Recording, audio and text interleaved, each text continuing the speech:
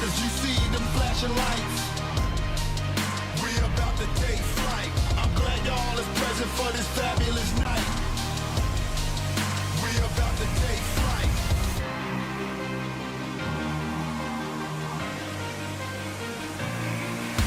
My squad is on fire and we going for the crown. Get down, get down. I've been waiting on this moment my entire life. We about to take flight.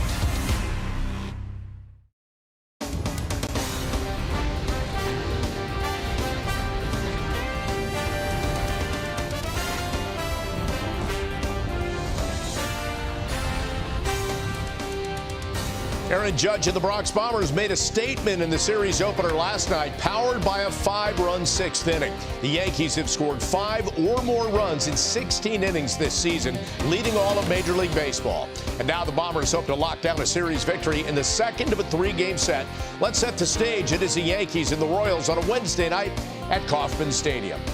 And it's great to have you with us on the Yankees pregame on Prime. Bob Lorenz, Dylan Betances, and Jack Curry with you. Middle game of this 3-game series. Yankees win the opener 10-2. 16 hits in that one, Jack. And, baseball games are like puzzle pieces. Sometimes the pieces don't fit. You get that weird piece sometimes, but all the pieces fit last night for the Yanks. All the pieces fit together so well, Bob, that manager Aaron Boone was giddy after the game. And I think a manager's mood is reflective of how the team is playing. Fried pitched so well last night. Aaron Judge hit another moonshot. Wells had 2 terrific at-bats. There were good vibrations everywhere you turned in Kansas City for the Yankees. So tonight, the Yankees are trying to make Boone smile again, whether it's the offense doing its job or Clark Schmidt doing his job. Yankees trying to get another win. Look for Clark Schmidt to continue the strong start he had in May, where he had 4 quality starts. Obviously, the Yankees are in a 16-game streak of games with no off days, so you need length from all your starters. So look for Clark Schmidt to go out there and deal. We're going to do a little breakdown of Clark Schmidt coming up. Spins the ball a lot, so stay tuned for that. Now let's get out to Kansas City. Meredith Marakovich standing by with the clubhouse report. And Meredith, let's talk more about the offense last night, because it began with a very loud noise off the bat of Aaron Judge and his 24th home run that flew 469 feet to left field. And again, 2 more hits for Judge last night. When you look at Judge's performance all season long, it's been beyond impressive. But when he gets a hold of one like he did last night, there aren't a lot of words to say about what you're witnessing. When I spoke to Austin Wells on the field after the game, Bob, I asked him about that very home run, and he simply said, "You are speechless when it happens." They've seen it a lot over the years, but still, when you're witnessing it in real time, you just don't know how to describe it. Also, Aaron Boone said after the game, he needs to be called up to the next level. He's done everything he can at this level, kind of joking around in that sense. But when you look at the distance on that 469 feet, it's the 3rd longest in Major League Baseball this year, the 7th longest in Aaron Judge's career. Now, Reggie Jackson is actually in Kansas City for this series, and I asked him about that home run, and he questioned that distance, Bob. I was disappointed. Why were you disappointed? Because how could they call that 469 feet? I know what it's like to hit a 500-footer. And that was a 569-footer. I mean, so they got to get these technologies and all these analysts, you got to get them figuring out that the distance, it might have hit at 469. But when it came to the ground, it was going to be 5. I know what 500 feels like, see?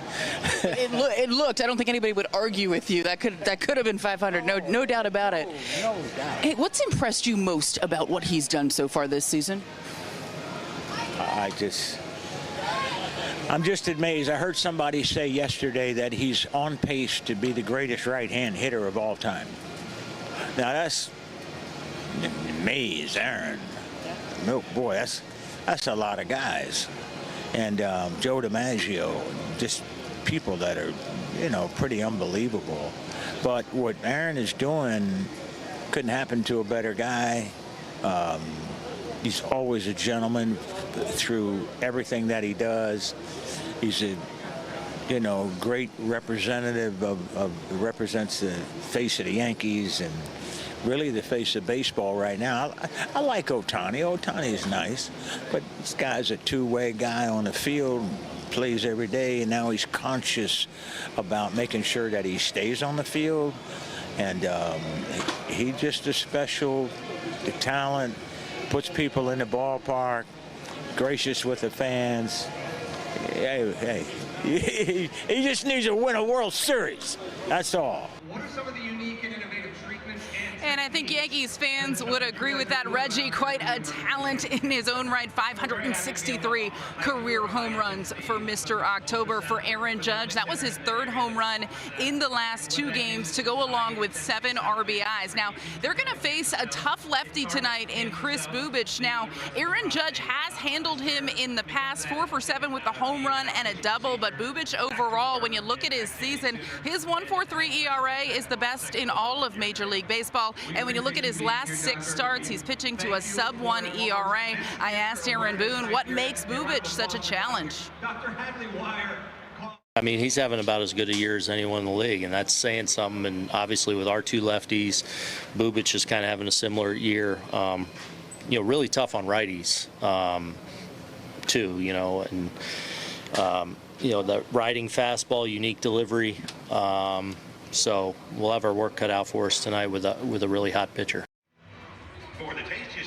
And there are no real surprises when it comes to the Yankees lineup tonight. Paul Goldschmidt is in there playing first base and leading off. Ben Rice back in there DHing. Jason Dominguez is the odd man out when it comes to that outfield. And Aaron Judge, of course, is in that lineup. He will bat third and play right field. Now, another slugger they could be getting back in that lineup relatively soon is Giancarlo Stanton. He was in action with the Somerset Patriots today in his 2nd consecutive rehab game. And starting that one off for the Patriots was Marcus Stroman on the mound. Stroman went 3 1/3 and threw 46 pitches in that one. Aaron Boone calling it a nice step for Stroman to get out there in his first rehab game. As for Stanton, 1 for 4 with a double and an RBI. Now, it's probably going to be a stretch for him to join the team this weekend in Boston, even though he hit so well at Fenway Park. But they're going to take it day by day. Aaron Boone saying they'll check in with him tomorrow. Tomorrow will most likely be an off day for Giancarlo Stanton. But when he does get back, guys, they are going to have some decisions to make as to how this roster is going to fit and how they're going to get everybody who is deserving at bats. I asked Aaron Boone what the plan is when Stanton gets back.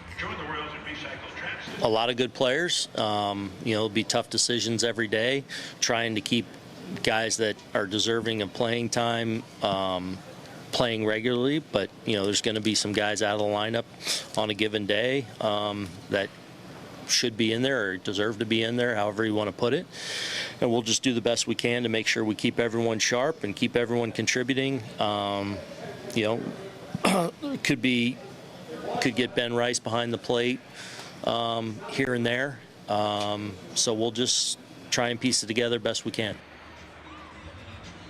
You heard Aaron Boone talking about perhaps seeing Ben Rice behind the plate for a full 9 innings. That's something that would be a challenge for him. He does get his work in every day. In fact, today he caught Carlos Rodon's bullpen, but being out there for a full 9 innings and being built up in that capacity, certainly something that comes over time. They do have a tremendous amount of confidence in his ability. So getting him back there, getting Ascara back there a little bit, it is going to be a jigsaw puzzle for Aaron Boone when Giancarlo Stanton gets back. And that doesn't even take into consideration the outfield. They've had a bit of a rotation going on out there, floating in DH days to kind of keep all those bats involved too. So they're definitely going to have some conversations.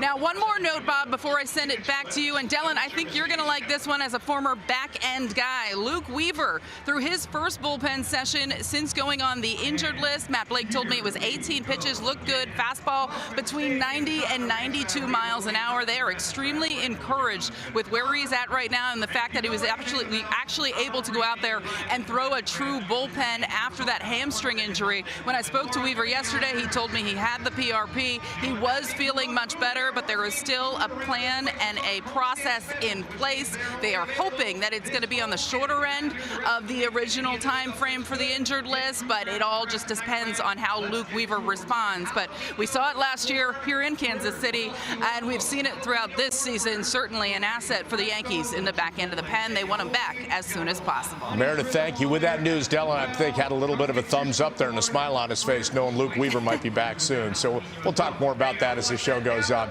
We'll see you in just a bit with Justin Shackle and David Cohn. Time for our first break on the Yankees pregame. After an excellent start for Max Fried in the opener, it is Clark Schmidt's turn to take the mound for the Yankees, hoping to lead his team to a series victory. We're going to talk about Schmidt next on Prime.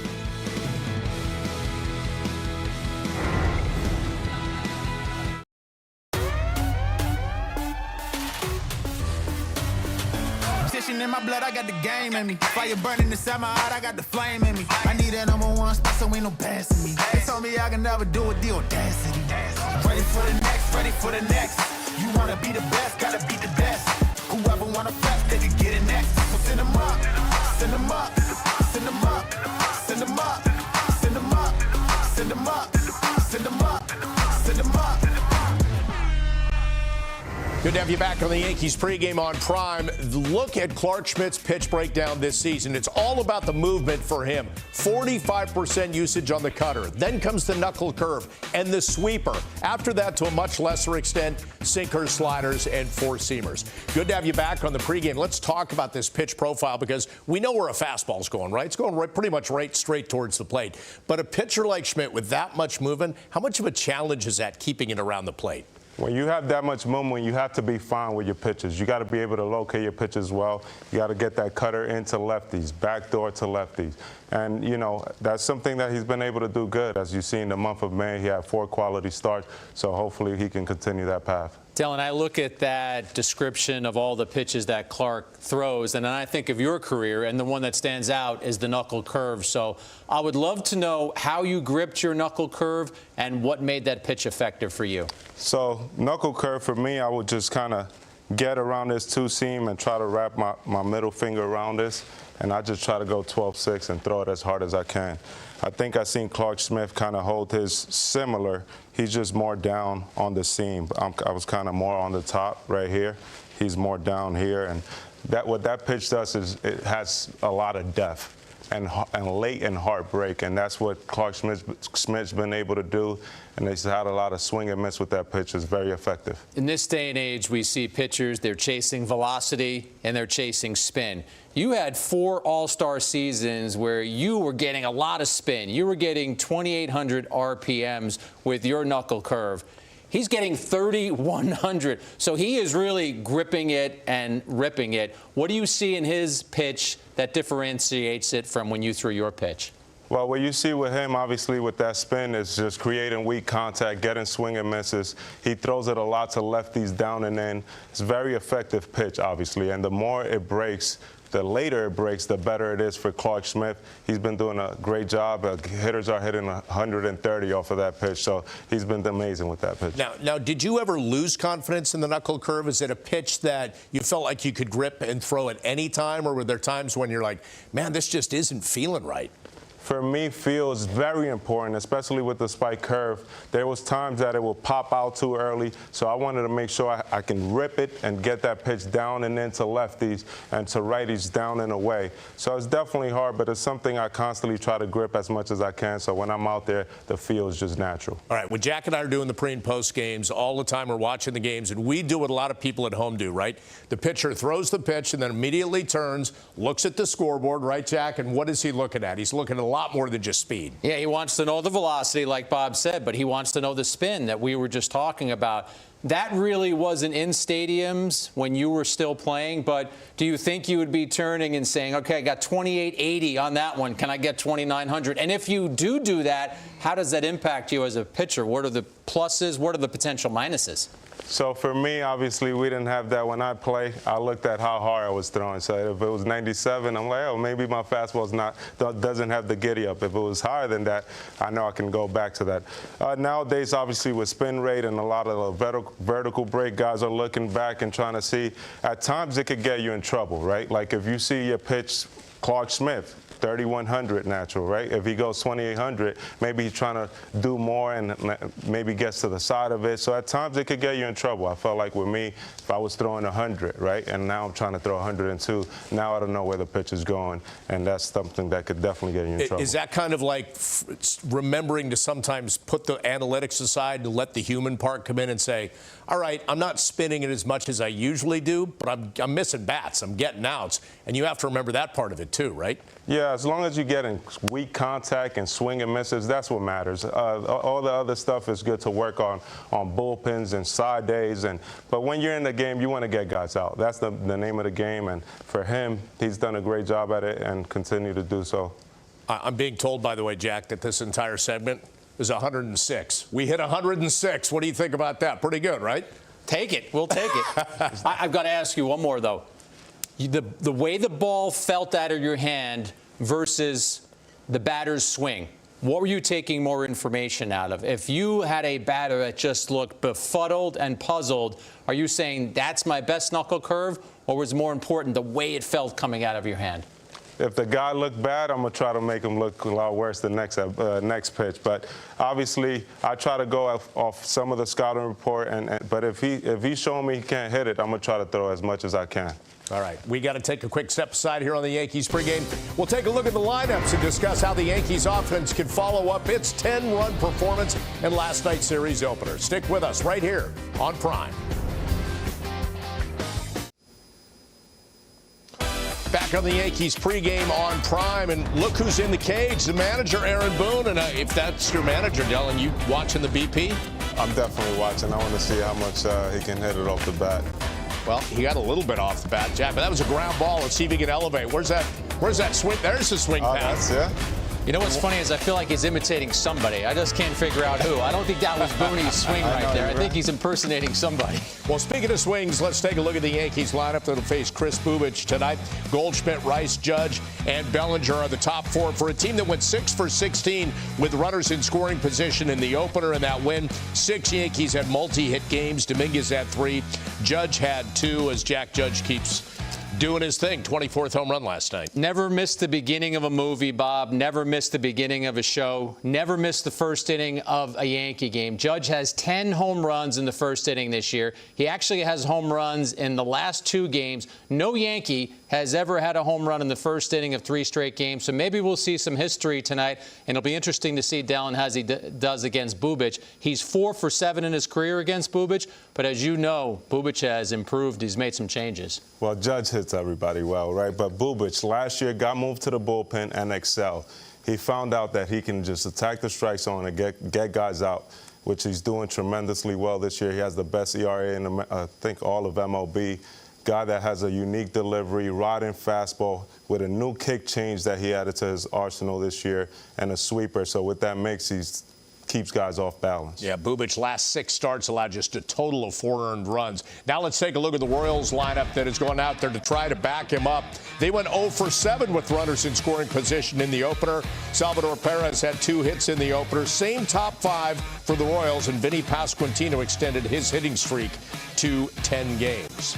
We will take one final break here on the Yankees pregame. We're going to wrap things up as we inch our way closer to first pitch between the Yanks and the Royals, so keep it here.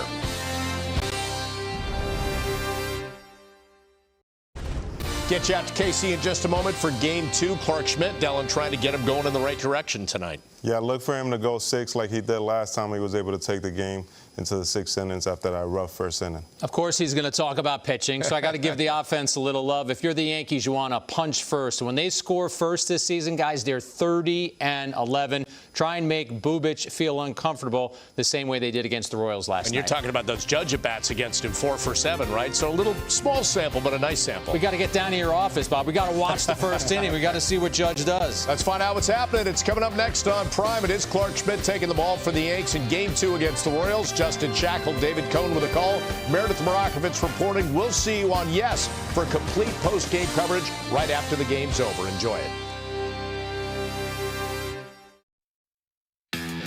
Not all home runs are created equal. They may all count the same, but there is something special about those long, majestic flats that leave everyone watching marveling in awe. last night Aaron Judge hit one of those shots. A swing that will be on his highlight reel for a long, long time. Did you see it land? My goodness. 469 feet, almost out of the stadium. The Judge bomb started the game off with a bang, and the Yankees never looked back. Austin Wells tied a career high with 5 RBIs, and they cruised to a series opening win here in KC. Tonight, Game 2 gets underway with Clark Schmidt on the mound and the captain looking to put on another power show. It's the Yankees and the Royals coming up next on Prime.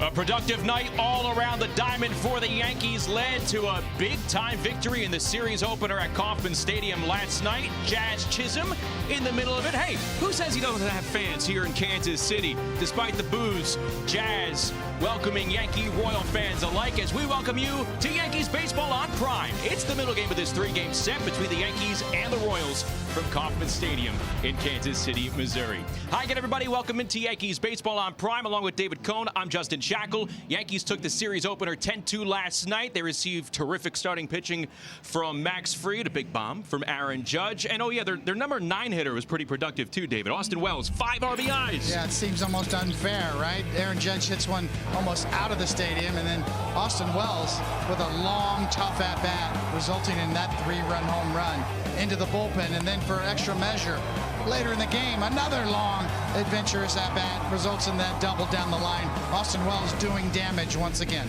And he ranks among the top 5 in home runs, extra base hits, runs batted in, and slugging percentage among major league catchers. He now has a pair of 5 RBI games. First Yankee catcher to do that in a single season since Gary Sanchez in 2017. And what do you know? Austin Wells will be back in the 9th spot here tonight as he and the Yankees go up against one of the better pitchers in the American League, David. It is the ERA leader in Kansas City, lefty Chris Bubic. Yeah, there's more than meets the eye with Chris Bubic. When you think about guys who lead the league in ERA, you think, okay, this guy throws heat, right? He throws in the upper 90s. No, he doesn't. He throws in the low 90s. He's a pitcher in every sense of the word.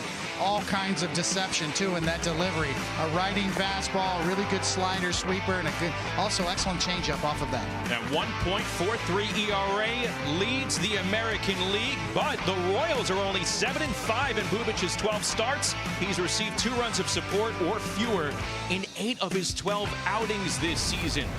Well, Aaron Judge didn't go into the Royals Hall of Fame last night. He went over it. A majestic blast, 469 feet to get the scoring started. What were the Yankees saying about Judge's big bomb? Our Meredith Marakovitz fills us in next.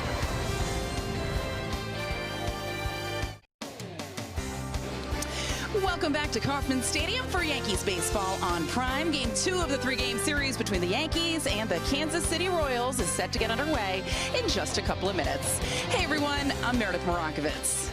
Aaron Judge blasted a 469-foot home run to left field in the first inning of last night's game. It is the 3rd longest home run in Major League Baseball this season, 7th longest for Aaron Judge in his career. And after a majestic shot like that, it is no surprise that his manager and teammates were talking about it after the game.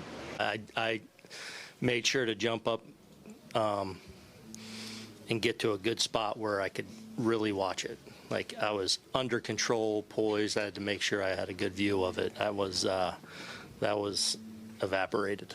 You know, once you do something like that, it's, you know, you can enjoy it for a second, but, you know, it's the moment's over. You got to get on to the next thing. Not a lot of words. That's one of the first balls I've ever seen hit today. So that was really cool, and what a way to start that game off.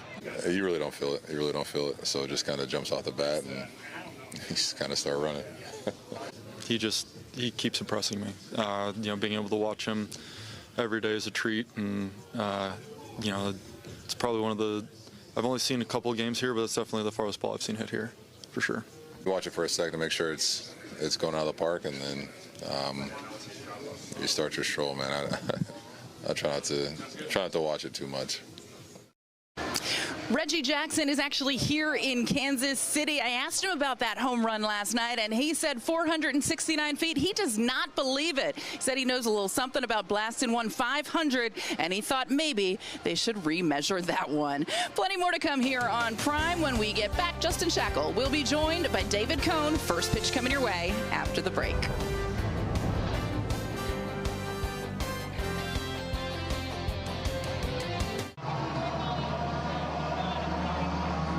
Welcome back to Kauffman Stadium. Yankees and the Royals moments away from getting started. The middle game of this three-game set. The Yankees entering at 40-25.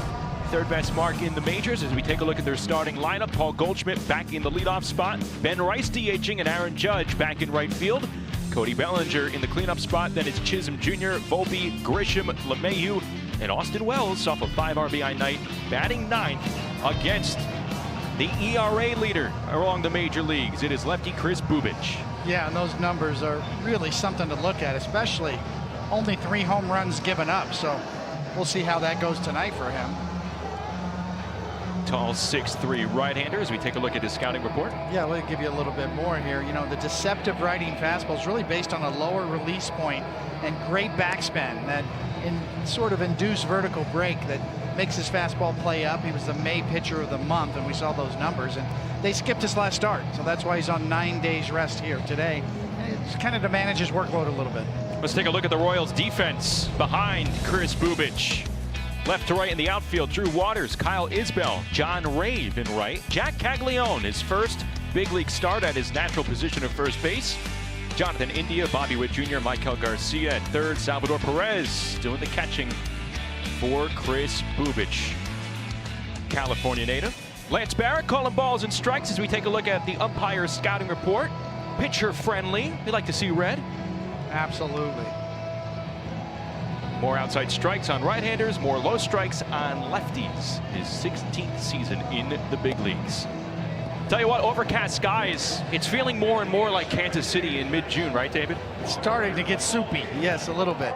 Can get some humidity here, but the wind's blowing out at 14 miles an hour, so fly balls should carry here tonight. So Paul Goldschmidt will lead it off here. Yankees going for the series win, and a victory would get them back to 16 games above 500. Goldschmidt in the batter's box, and Chris Bubic, the lefty for the Royals, ready to go. Time to play from Kauffman Stadium. And the swing and a miss for strike one. We're underway.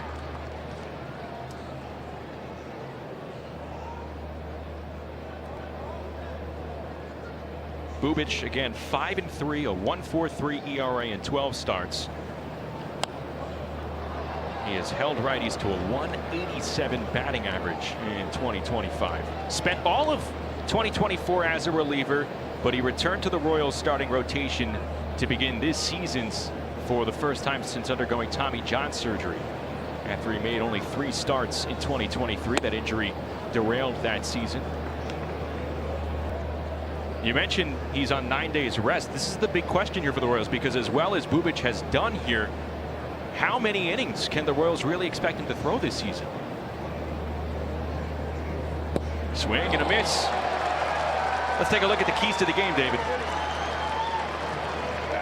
Well, we talked about Bubic keeping it in the yard. Only 3 home runs allowed. This Yankee lineup we know can go deep, and the wind is blowing out, so something's got to give. Urseg, power reliever's now back for the Royals. He could impact this game late. And of course, we all know about Jazz and Garcia and this ongoing beef that was kind of reignited last night. Something to keep an eye on. And the 2 third basemen with history dating back to the division series last year. Jazz took exception to the tag, I guess that wasn't, from Michael Garcia because he didn't have the baseball last night in a stolen base at third. Forced Jazz to lead the game. Hard grounder to India at second. 2 away.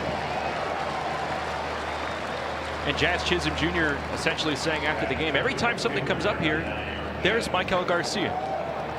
Yeah, there's always a history, right? And when there's an underlying boil simmering, that anything can reignite it quickly. I don't think there's any love lost between either one of those guys for each other. All right, so here's Judge. Had a big blast in the first inning off Noah Cameron last night. And he swings and misses a four-seamer to get his night started against Bubic. Here you see what he's been able to do in the first inning here this season. 10 homers just in the first inning.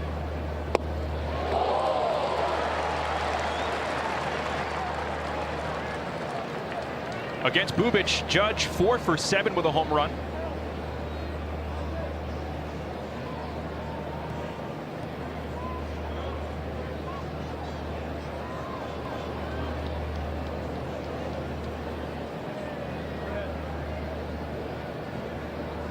Bubic ahead 0-2. And he fouls it off.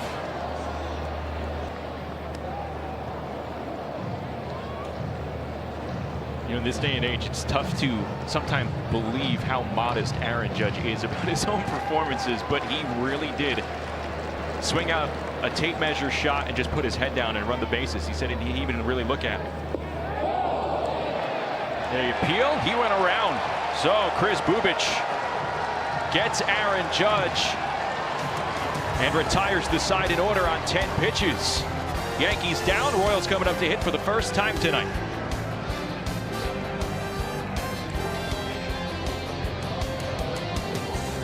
Yankees failed to score off Bubic in the top of the first. Let's take a look at the Royals lineup here in the middle game tonight. Jonathan India leading off, playing second base. Then it's Bobby Witt Jr., Michael Garcia, Vinny Pasquantino doing the DHing. Salvador Perez, the catcher, hits fifth.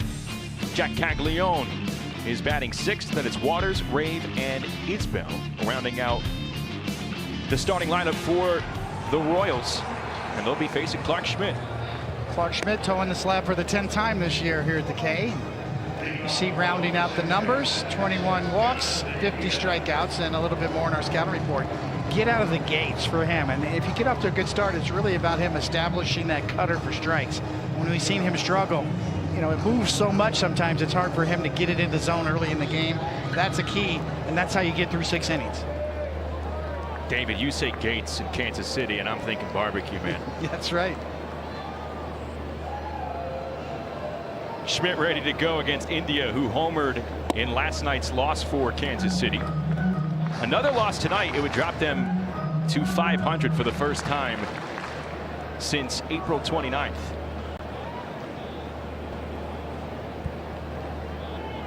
Now Schmidt against Cleveland in his last start, the first 3 batters he faced, they all came to score in the first inning. But after that, made the necessary adjustments, kept the Yankees in the game. They didn't win, but it was good to see those adjustments from Clark Schmidt. He's really leaning into that cut fastball. He kind of leads with that one. Very few two-seamers his last time out.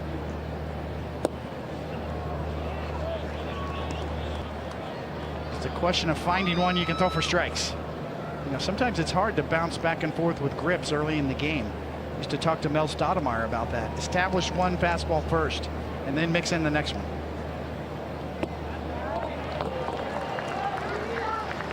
It's a tough adjustment right there. Case in point, two-seamer way in, cutter way away. You know, lock it in and establish it early.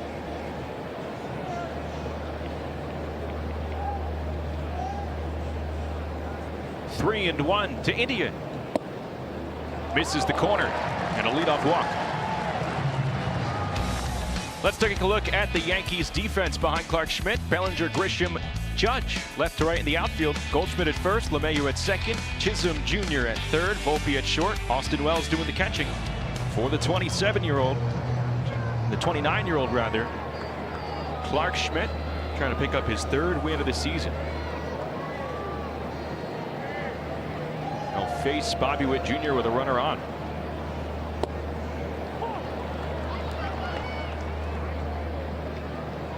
Witt went 1 for 3 last night. He's been extremely productive against the Yankees in his young career. 28 hits now in 21 games.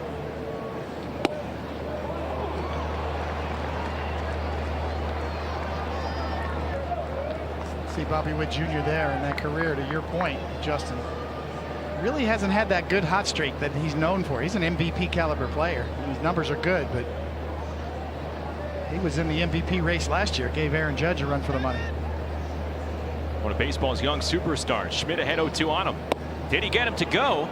No, he did not. He has an 8-game hit streak going right now. So while the numbers aren't maybe out of this world, Bobby Witt Jr. caliber, they're absolutely above average.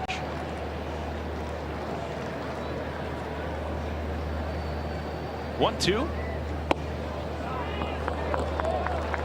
Schmidt trying to stay on that outside edge against Witt. Yeah, a rare straight four-seam fastball from Clark Schmidt right there. Tried to paint, just missed.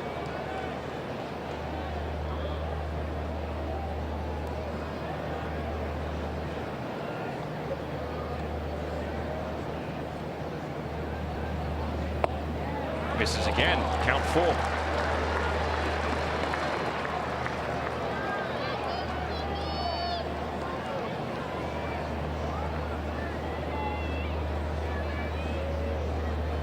Big gap down the left field line with Bellinger shaded over toward left center. India off of first. The pitch. Swing and a miss. Got it to go on the sweeper. Witt down on strikes. You know, Clark Schmidt gets such good spin on his sweeper that you see Bobby Witt bail. He reads fastball right now. Watch him jelly leg a little bit. You see him hesitate there. Did not pick up the spin.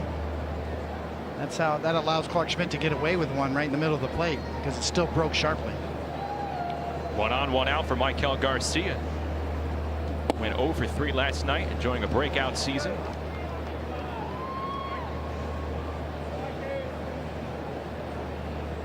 .25 years of age, hitting third for the Royals in his 4th big league season.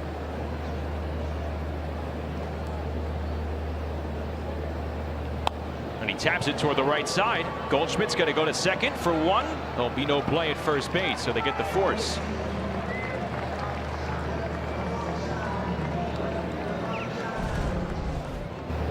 Well, just well done by a really good first baseman. You know, no panic. I got this right on the money.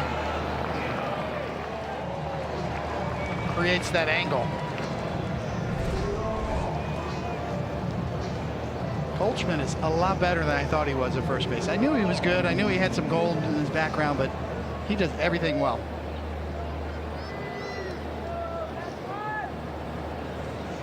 He has been such a huge lift for the Yankees at first base this season. Here's Vinny Pasquantino. Cleaning up for the Royals tonight. Has a 10-game hit streak going. And he has been on fire since the start of May. Had a slow start. A lot of people thought when the Royals were going really cold on offense, this was one of the main reasons. Turns out just the entire team's been pretty inconsistent, and that's despite Pasquantino now heating up. Here you see what he's been able to do over the last 22 games. He's reached base in 25 straight.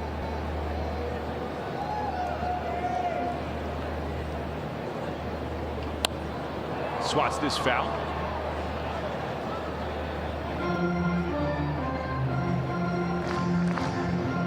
A very popular player here.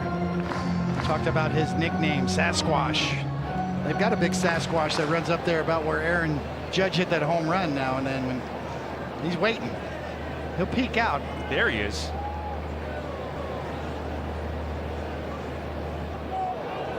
Throw back to first is close.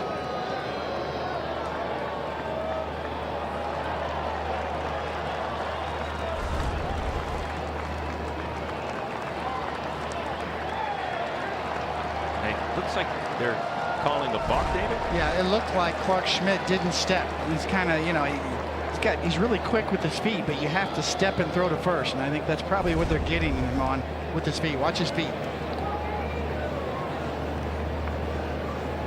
It's more of a hop. You see immediately home plate umpire calls it. It's more of a jump and a twist. You've got to kind of step to first, technically speaking.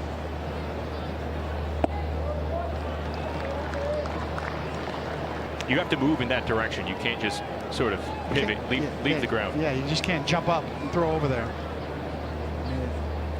It's subject to an interpretation there.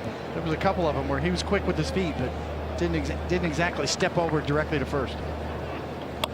This is rolled over to first. Goldschmidt Schmidt takes care of the rest. And the side retired. Royals strand a runner. We go to the second, still scoreless.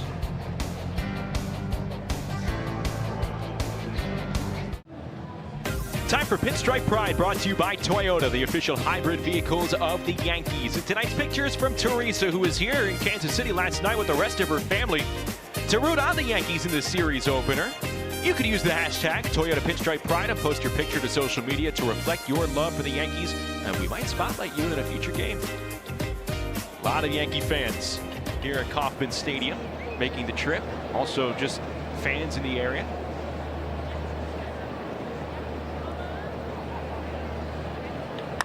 Bellinger cracks it deep into right center field. Rave on the run, and it'll bounce off the base of the wall. Bellinger rolling into second. Now a wide turn, heading for third. There'll be no throw. Sliding in safely with a leadoff triple. Cody Bellinger. And the Yankees get the first batter of the inning against Bubic right into scoring position. Well, this is the type of ballpark that can yield a lot of triples if you bust it out of the box, but a little bit of help here because there's an overthrow of the cutoff man. If you hit the first cutoff man, you might have had to play at third, but good job by Bellinger to take that chance. Great speed. Third triple rather for Cody Bellinger this season.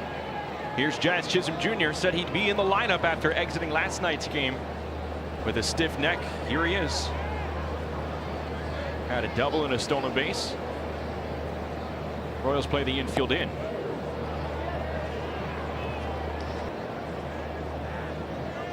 I grew up watching the Royals play in this ballpark and watched Hal McRae and George Brett hit doubles and triples galore by busting it out of the box and understanding their ballpark. It's a track meet for outfielders.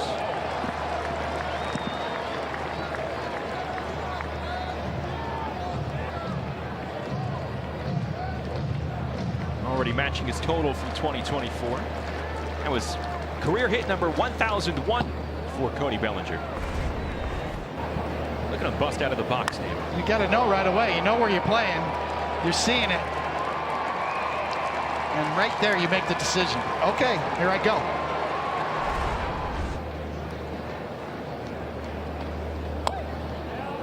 Bounced foul.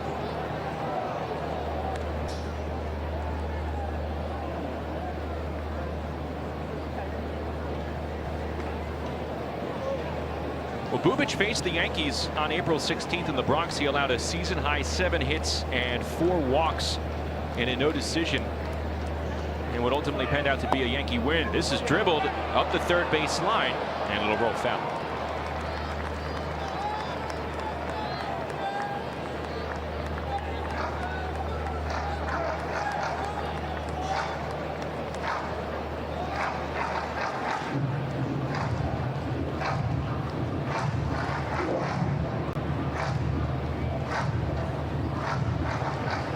Bubic has always kind of had reverse splits, almost tougher on right-handed batters than lefties, generally speaking.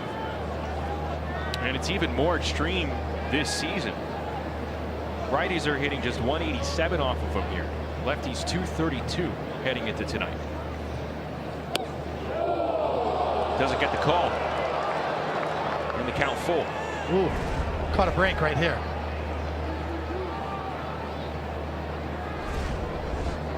Most of the pitches that are missed are at the top of the zone nowadays because catchers are so good at framing the low pitch. Mainly stylistically speaking. Dropping the glove to the ground, bringing it up. As you see those splits we were talking about. Including damage, the OPS.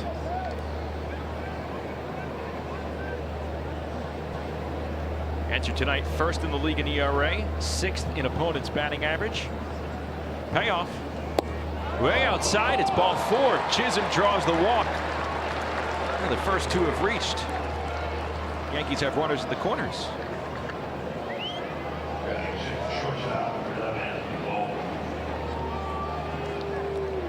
Here's Volpe. 2 for 5 with a double last night.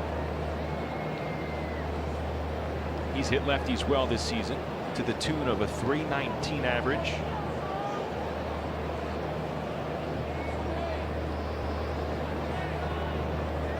Yankees trying to cash in with Bellinger at third. Chisholm with speed at first base.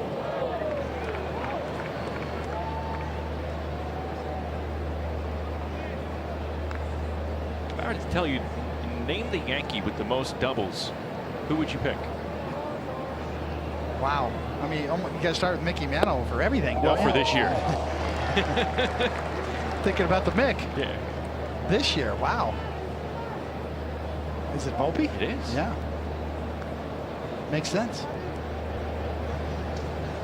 19 doubles so far.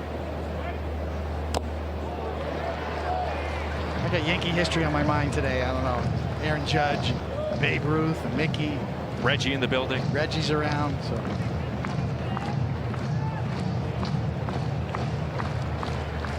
Reggie Jackson was hanging out in his suite last night with George Brett.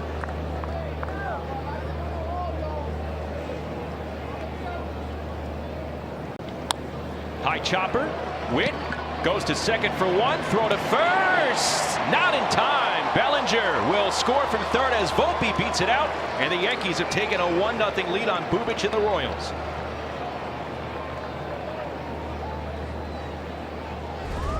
Well, the difference between getting an RBI or no RBI, you do it with your wheels and watch where he hits the bag. Oh, man, that's really good base running. As you see, we know he can run. He knows it's coming. That's where you land, right on the front of the bag. That saved him. The last couple of steps, just well done. So Volpe with his speed puts the Yankees up 1-0. Here's Trent Grisham. Reached base 3 times last night.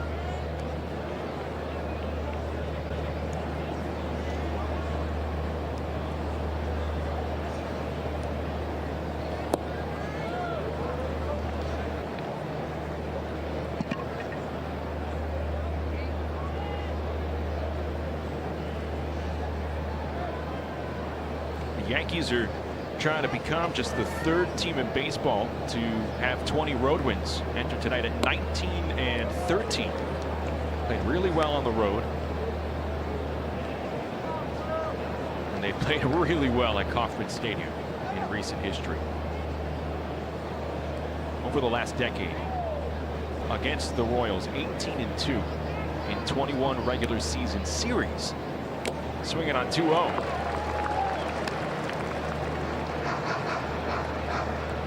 Here's a look at the best records this season so far. Tigers and Mets in action at the moment as well.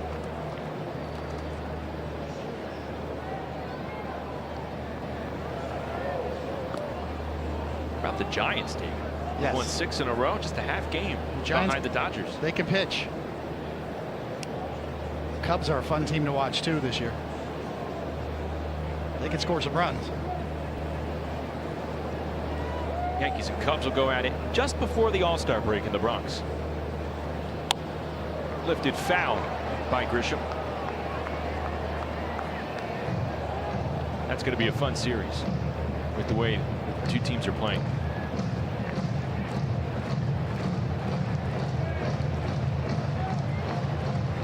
Turns out Buster Posey's pretty good at, evaluating baseball, right? Right to the front office in a Hall of Fame career as a catcher.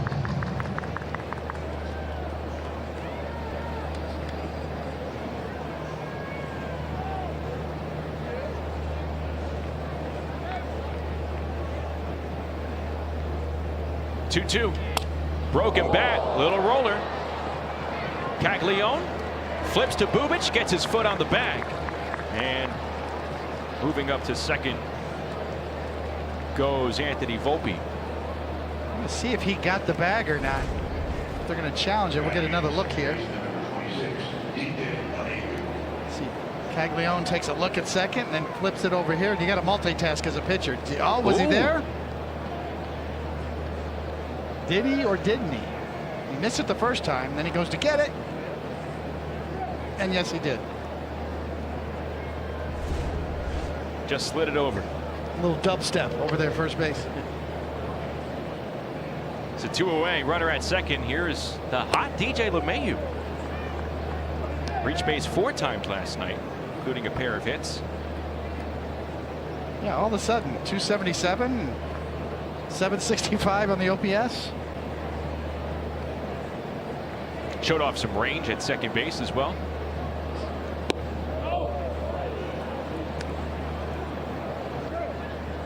The Yankees can get this type of production from DJ LeMahieu at a consistent clip. It's one less piece that they probably have to go searching for. It's huge, especially when you think about the production at second and short so far this year. When Chisholm was out, especially. The value of a league average or a little bit better offensively is very underrated.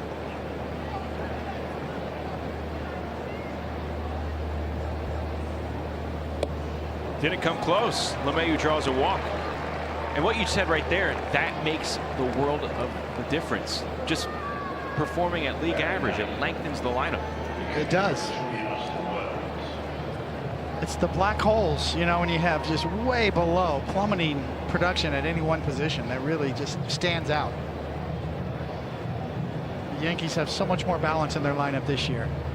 They can run lineups out that are every hitter is above league average at this point. Also helps when you have your number 9 hitter hitting home runs like this. Austin Wells, a terrific night in terms of seeing pitches, but also producing results. 3-run homer, 2-run double. He saw 28 pitches out of the 9th spot in yesterday's opener. Very confident looking hitter in the batter's box right now. Yanks up 1-0 with 2 outs, 2 on.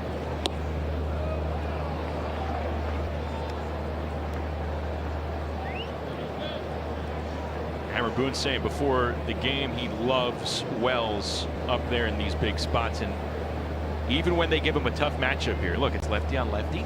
You have Chris Bubich off to a terrific season. A start that is, but he loves how Wells has strung it together, because when he's on, he really lengthens the lineup.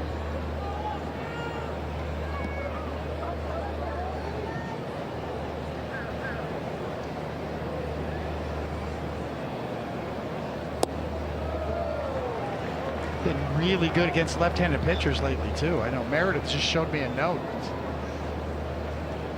Of course, Meredith's all over everything. I mean, I go to Meredith for everything. 348 batting average. She has a full-length yellow memo pad just littered with ink. Since May 6th. This is lined into right center field. It's a base hit. It's going to score at least 1 run. Cutting it off is Isbell. Volpe scores. LeMahieu gets the stop sign at third as Austin Wells continues to produce in KC. An RBI double, and it's 2-0 Yankees. Right on cue. His excellence against lefty on lefty showing up again. Just a bullet towards the gap.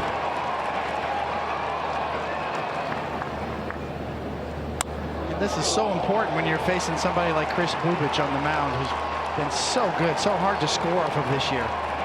After last night's game, the Yankees right back on top, putting pressure on. Pitch number 27 of the inning on the way to Paul Goldschmidt.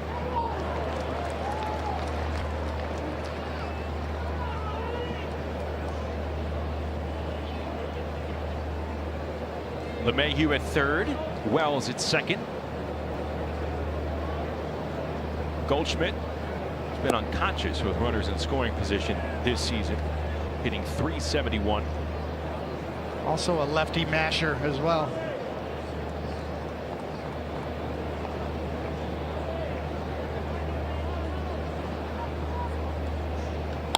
Swatted into right field, base hit for Goldschmidt. LeMahieu scores. Wells gets the wave around. Hill sliding scoring. Yankees cooking with 2 outs here against Bubich. A 2-run single for Goldschmidt. They're up 4-0.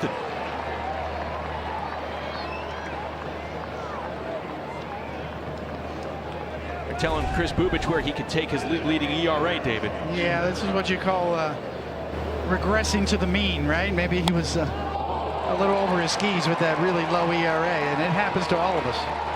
A really good base running, great jump on the back end here. That's the catcher scoring there. Goldschmidt took second on the throw home. Here's Ben Rice with another runner in scoring position.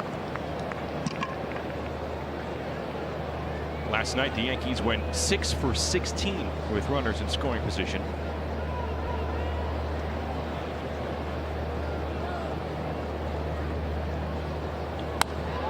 Lifted into left field, another base hit for the Yankees. Here comes Goldschmidt. There'll be no throw. RBI single, Ben Rice. Yankees putting up a 5 spot so far here in the second, and they're not done yet. Here comes Aaron Judge.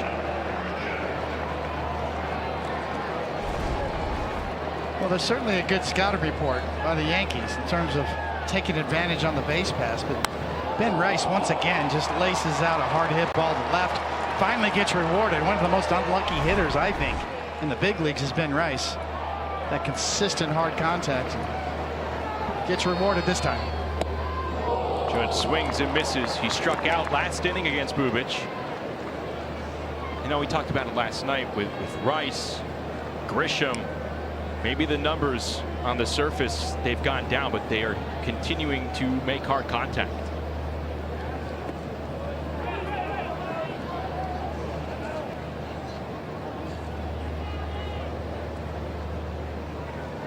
Yeah, they've been tough on him compared to the rest of the league. If you take his Yankees numbers away, where would his numbers be?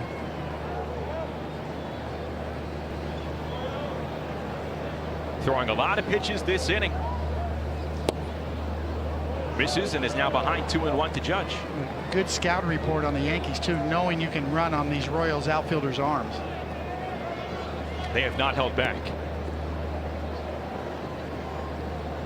Drew Waters didn't even attempt to throw to home on that to cut down Goldschmidt. John Raven, right? Not a great effort either, so they know that.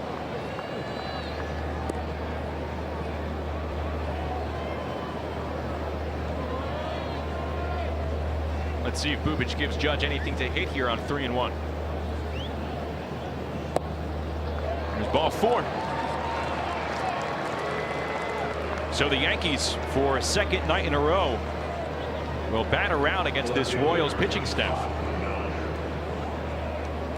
Kind of see Matt Quattaro is going to the bullpen phone, it seems.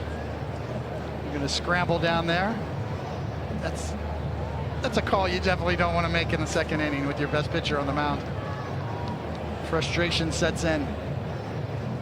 And trouble for the Royals is mounting here. Again, they came into tonight 10-17 in their last 27.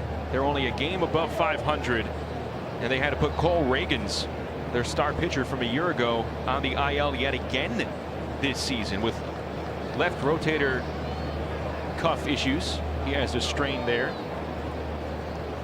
That's the second time he's hit the IL already. Bellinger tripled to start off the inning. 5-0 Yankees. Rice is at second, Judge is at first.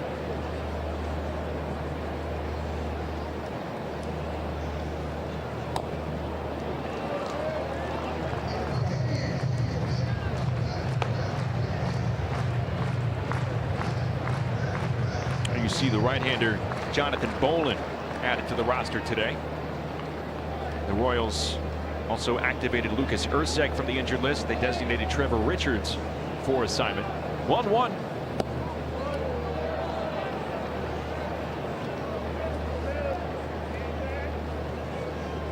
There's nothing really about his stuff that's standing out tonight. You know, the velocity, you know, we talked about him pitching on 9 days rest. He skipped his last start.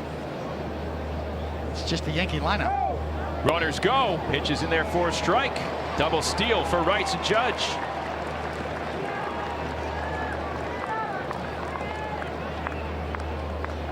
Did not see that one coming. Neither did Bubic. Everything unraveling for Bubic as this is tapped back up the middle. Witt from behind second base gets Bellinger out, and the bleeding is over for Bubic, but the Yankees putting up a 5 spot on the league's ERA leader, beginning with a Bellinger triple. Austin Wells continuing to produce from the 9th spot. How about Paul Goldschmidt getting into the mix? The Yankees crushing here at Kauffman, up 5-0.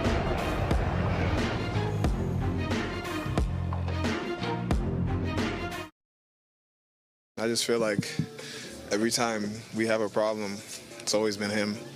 You know what I mean? Like, that's the only reason I was so frustrated. And then to even see that he didn't even have the ball for the way that he tagged me is just, I didn't like it. You know what I mean? So just frustrated, you know. That's it. Jazz Chisholm Jr. talking about Kansas City third baseman Maikel Garcia. This all stems back from the division series last year, where Jazz said the Royals got lucky after taking Game 2 at the stadium, and there was a collision between Garcia and Volpe at second base that Jazz took exception to. The bench is cleared. He called Garcia a sore loser, and perhaps the tension bubbling at third base last night. There's always a history, and ball players never forget.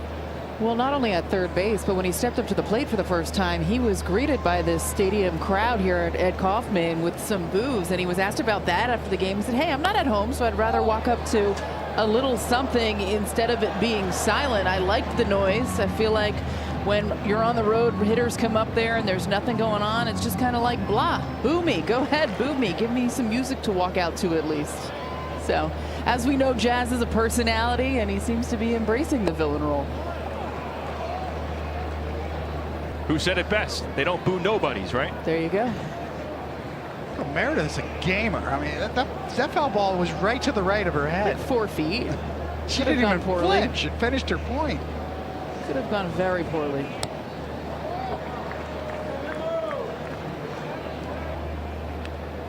That was impressive. I'm sorry. It takes years and years of experience. Impressive. I mean, completely unfazed. But she did not miss a beat. It hit the window panel closest to you, right? There's seam marks on it, yeah. But you would have had my back. I was late. If it was coming in here, right? Well, I was a little late to react myself.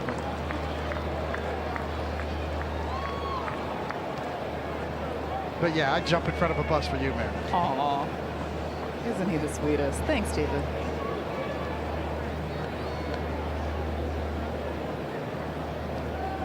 Clark Schmidt trying to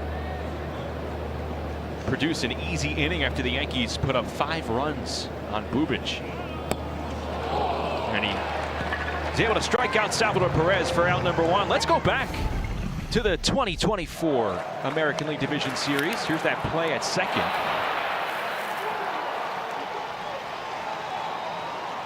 Jazz felt that Garcia slid into Volpe a little bit too hard.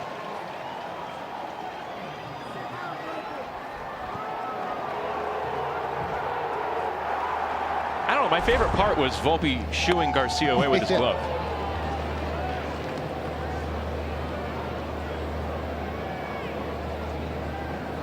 Ball players don't forget. Never. Here's Jack Caglione. Made his home debut last night, and he's behind 0-2 here.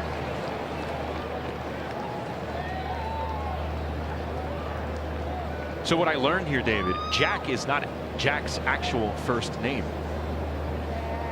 It comes from the initials of his full name as he strikes out here. Good knuckle curve from Schmidt. Full name's Jeffrey Allen Caglione. That's where you get Jack from. He's getting a seat on the bench after Schmidt strikes him out. 2 away.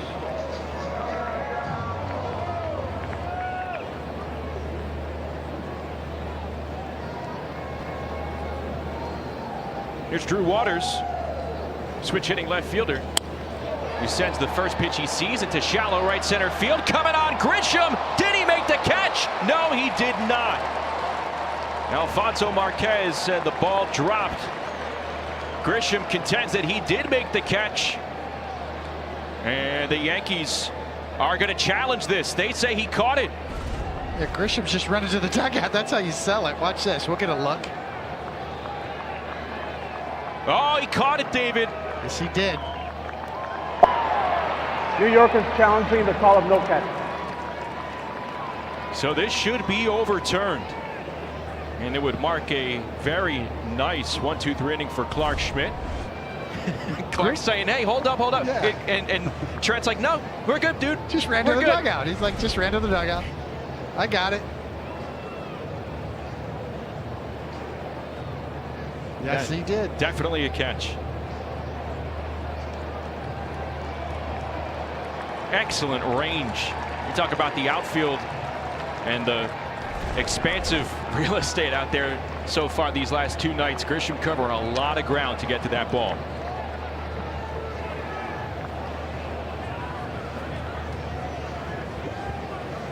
So again, ruled After a review, the single. call is overturned. It is a catch, and New York will retain their challenge. And a beautiful catch at that by that man, Trent Grisham. And the Yankees retire the side in order.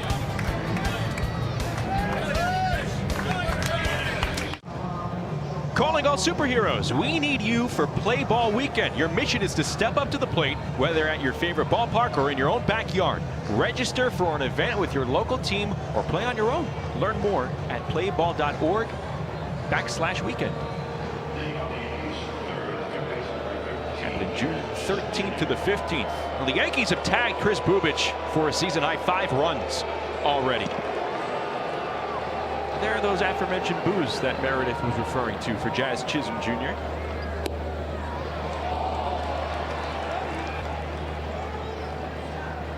David Bubic threw 41 pitches in that second inning.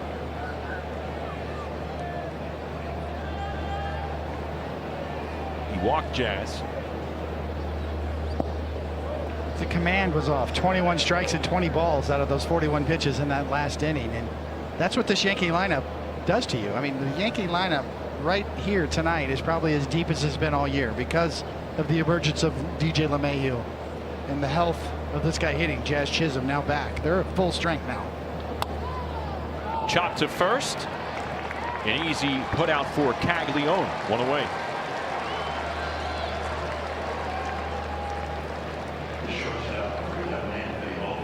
Here's Anthony Volpe. Reached on a force out, drove in the game's first run with a bouncer up the middle, and later came in to score on the hit from Austin Wells.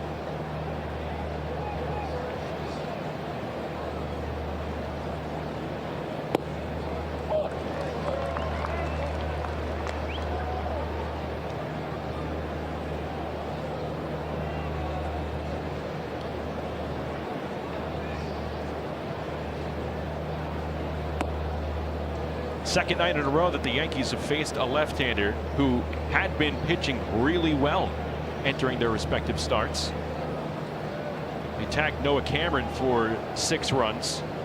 Here so far, they've scored 5 against Bubic. The Yankees entered the night hitting .271 off lefties at second best in baseball. And their OPS against lefties, .840 as a team. That's first by 50 points over the next closest team in Boston. Volpe strikes out, 2 away. Well, when Bubic is right, he gets a lot of this.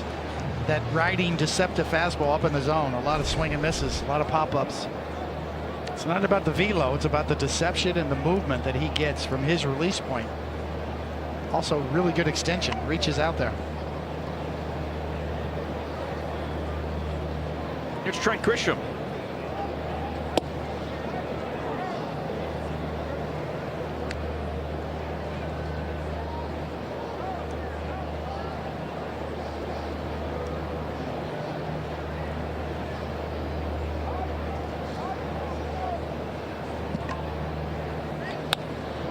Hard grounder back up the middle. And Witt takes care of Grisham. So a good bounce back inning for Bubic here in the third. We'll go to the home half of inning number 3. 5-0 Yankees. The WNBA is on Prime. The players you can't stop watching and the players you can't stop talking about. Don't miss the WNBA all season long. It's on Prime. How about the Liberty? Off to a white-hot start. How about that barbecue? How about that knife? It's a serious knife. My goodness. 5-0 Yankees here. Did you get barbecue while you're in town so far? Oh, yes.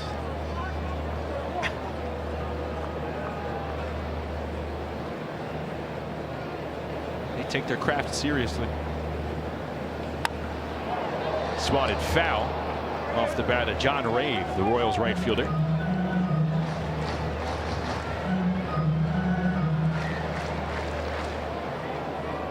Rave made his big league debut back on May 26th. He's played the corners in the outfield. 5th round pick of the Royals in 2019 out of Illinois State.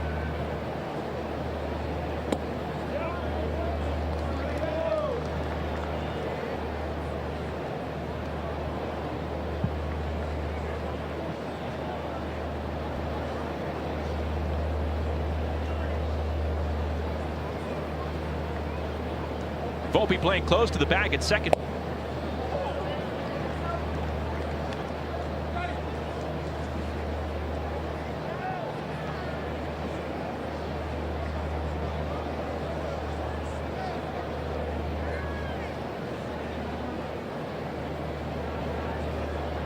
Two from Schmidt. Got him to go. Knuckle curve dumped on the inner half. And Rave is down swinging. Excellent sequencing. A four-seam fastball previously sets this pitch up. I talked about Clark Schmidt kind of pitching off of his cut fastball in his last start, throwing an enormous amount. Tonight, a little better mix. Here's Kyle Isbell, another left-hander, rounding out the Royal lineup. And that's tapped weakly. Going to be a tough play for Schmidt. Fires to first, and they get Isbell 2 away. Good execution by Schmidt.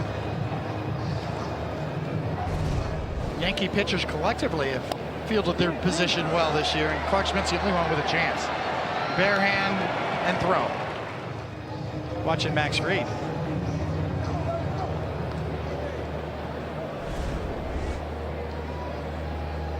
That ball came right to his hand. He was able to cup it. Exactly. That ball was still kind of rolling, so he could field it that way with his bare hand.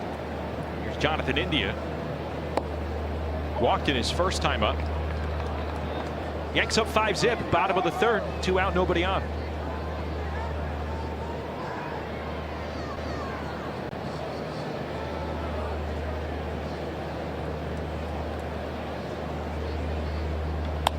And he sends it into shallow center. That'll be a base hit. First of the night for the Royals. A 2-out single to center for India. Schmidt tries to run that two-seamer in, and it just didn't get there. Right back up the box. Well, now Schmidt will have to face Bobby Witt Jr. here in the 3rd. He would have liked to have led off with him in the 4th. See how he responds after giving up that 2-out single. Struck Witt out back in the 1st with a sweeper.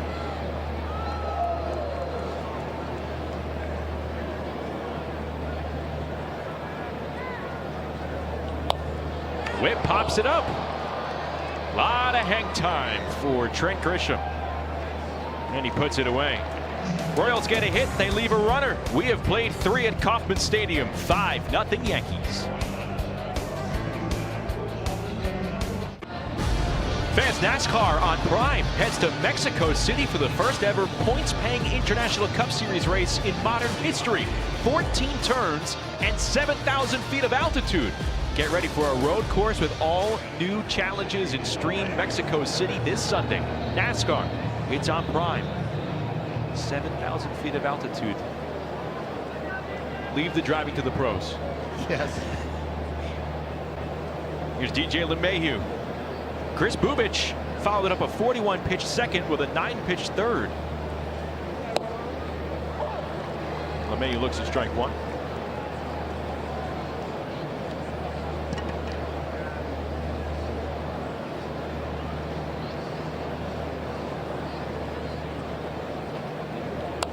LeMahieu walked back in the 2nd.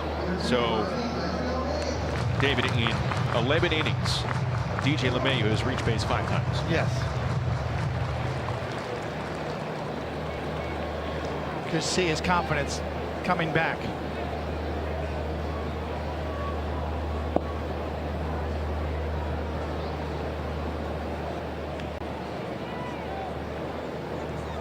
That's why You know, Aaron Boone wanted to play him at second base and Jazz Chisholm at third because he wanted to give DJ a runway to see what he has left, see if he can still do it at his natural position. Oh, this is rolled foul, and see if LeMahieu's okay. So clipped him.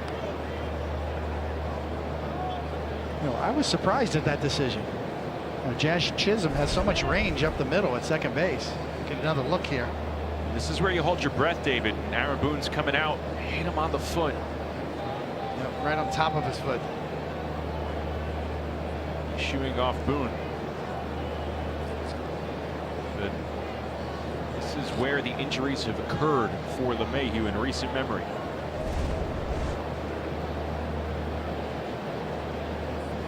A ball and 2 strikes. And he punches it past the lunge of Caglione into right field, base hit. LeMahieu going the other way, and he leads off the 4th with a single. Classic DJ LeMahieu swing, fights it off, hits it hard the other way. Let's see him get out of the box. This is 100 miles an hour off his bat. When you get a knock, you know, the pain kind of goes away a little bit. 3rd hit of the series for LeMahieu.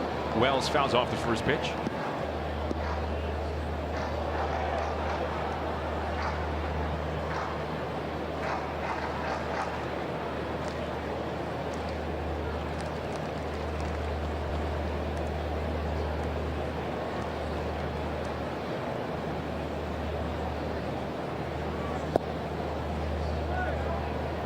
One and one.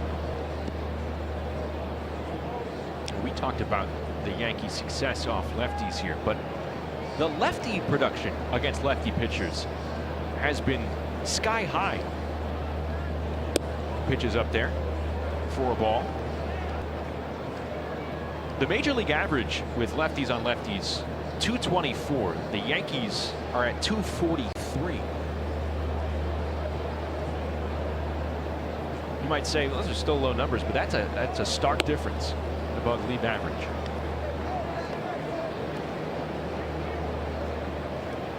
And the low numbers illustrate how tough it is.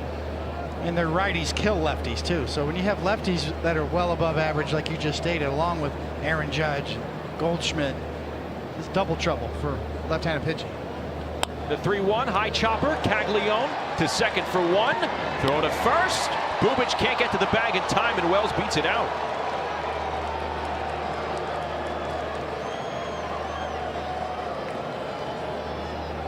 So good hustle by Wells.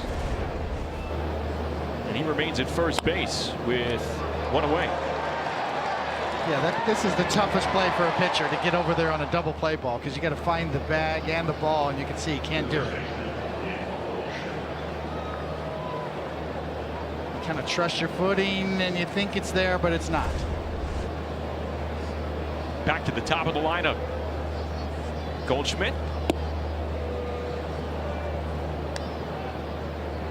Drove in 2 back in the second.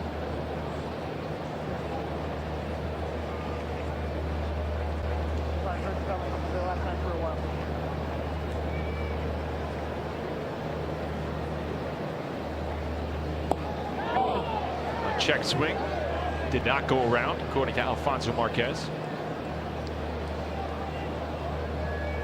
Talking about lefty production, Goldschmidt has hit a blistering 441 off lefties. It's always been terrific against lefty pitchers, but this season has stood out. Takes a changeup on 2-0.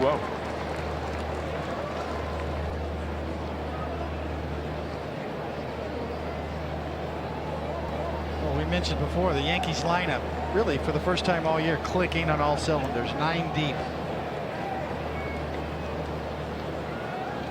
2-1 into left, sliding his Waters. He can't make it. The ball gets behind him. It's stopped dead in its tracks, and Wells will stay put at second base. So the ball died, and that prevented Wells from taking an extra base. Just off the web of the glove. got just enough of it to keep it from rolling behind him all the way to the wall, and then they would have been off to the races. Wells has got to read halfway. Here's a chance for Ben Rice with runners at first and second. Yankees trying to add to their 5-0 lead.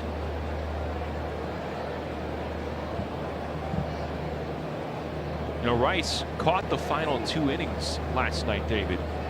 And Aaron Boone said, yeah, it was only 2 innings, but they really liked his catching. And you wonder, with Giancarlo Stanton's return imminent, if it could be a possibility where we might see Rice behind the plate more often than not. Well, Tanner Swanson's been talking him up, saying he's good back there. And I know I've heard Meredith talk about that too, as she's discussed that with Tanner himself. And guys, he's been catching bullpen sessions. Shallow left field. Waters calls off Witt, makes the catch. And he's been doing all the work on the side. In fact, Carlos Rodon threw a side today, and Ben Rice was out there catching him. So he's familiar with the pitching staff. They feel good about his ability to be able to do it. But at this point in time, it's not that he has really worked himself up to playing 9 innings in a Major League Baseball game. So that would be the biggest challenge for him, being out there for a full 9 innings. But the Yankees are not concerned about his ability. But David, it's almost like a jigsaw puzzle. How do you get Austin Wells in there almost every day, plus Escara, and get Ben Rice in the mix? It's not going to be easy for Aaron Boone, but a good problem to have. Aaron Judge now at the plate.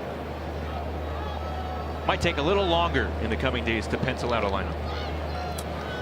And you consider, is he going to be at first base at all? Does Goldschmidt get the majority of those reps? And then even the outfield rotation that's been working for them. Judge sending it pretty deep to right, but playable for Rave. And he makes the catch.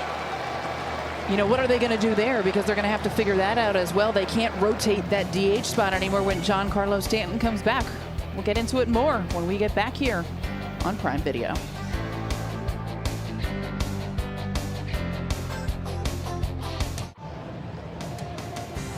Beautiful early summer night in downtown Kansas City.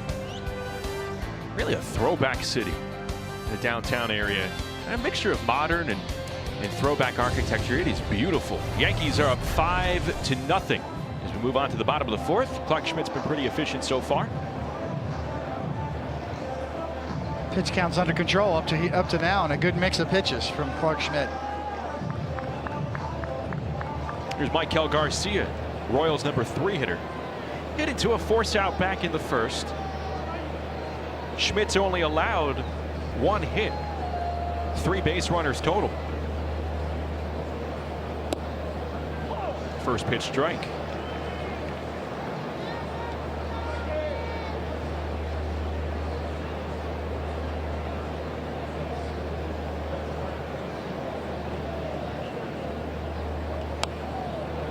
Poke foul behind home plate.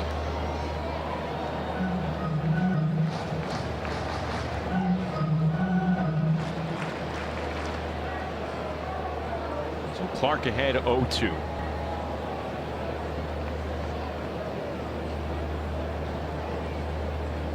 And a pitch. Ripped back up the middle, base hit for Garcia. That was smoked. Hard turn. Here comes Garcia going for 2. The throw, and he is out at second base. Garcia a bit brazen, and he's staying over at second. He maintains he beat the tag. We'll see. And so will we right here. And they are going to challenge.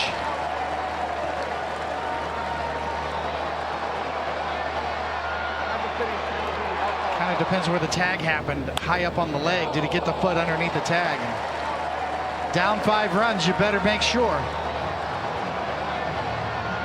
Aggressive play. Boy, that's close. We'll get a good look right here. Is the foot there before the tag?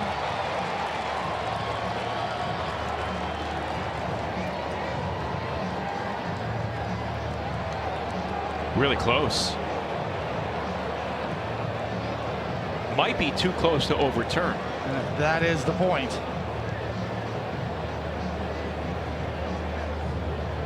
Might have just beat it, but you're right, Justin. I mean, is that enough? Remember, the evidence has to be conclusive for it to be overturned.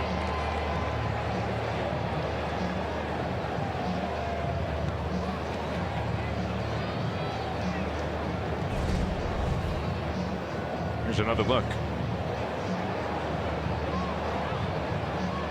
He might have just beat it. Of course, Major League Baseball's central office will get even better looks at it.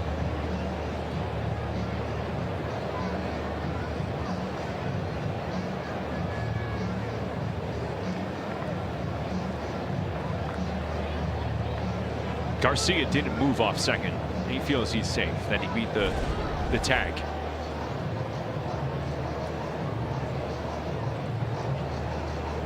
Ooh, went knee to knee too.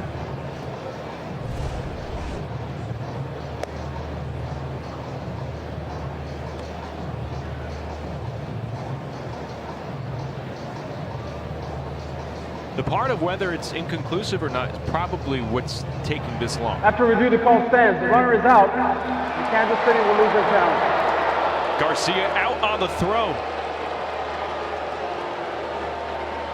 Well, you called it, Justin. I mean, whatever call was on the field was going to stand either way. Scored 8-4 as Grisham and LeMahieu team up to get Garcia off the bases. One away. Yep. If he was called safe, that would have stood as well. Here's Pasquantino.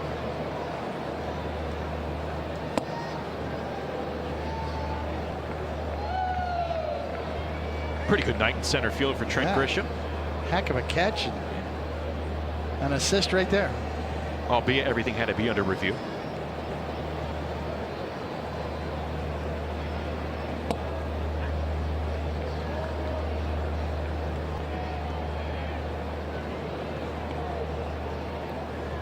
Pasquantino named the American League Player of the Week on Monday.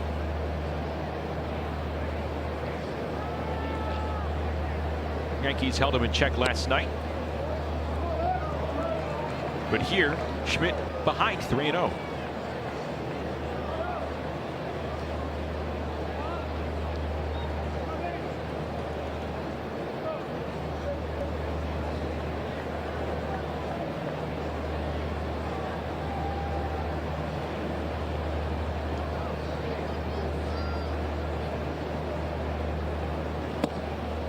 Gets the strike.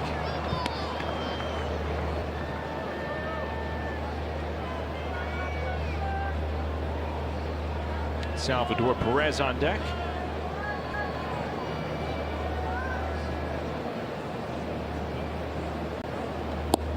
And it's ball 4. Second walk of the night for Schmidt. He's been waiting to make an appearance for a while. It comes out after a walk? Anything, I guess. Yeah. That's okay. Pasquatch. You know, I've been saying Sasquatch, but that is Pasquatch here in Kansas City. Well, I guess if anyone was tasked to go get the Judge home run ball from last night, it'd be that guy. Yes. Go have a look-see. All right.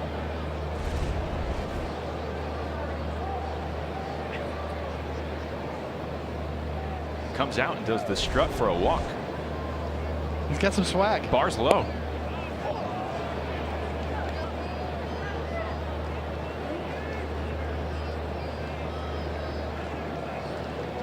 That must feel like a good outfit to wear in the summers here in Kansas City. Yeah.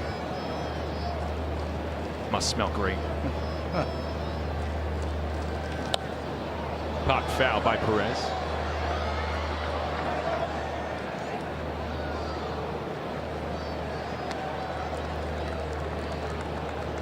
You know, for years, the late, great Dan Quisenberry had the hose. He'd hose the fans down here at the K.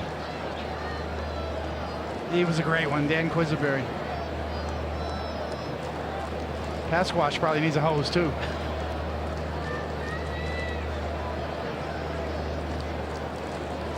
How hot would your feet get on the turf? Unbelievably hot. Used to see Frank White come in between innings and have a bucket of ice water. popped up. Shallow right. LeMahieu out on the grass. Makes the catch. 2 away. I mean, their rubber cleats that you wore on AstroTurf would literally melt here at this stadium when they had AstroTurf. Here's Jack Caglione batting with 2 outs and a runner on. 5-0 Yankees, bottom of the 4th.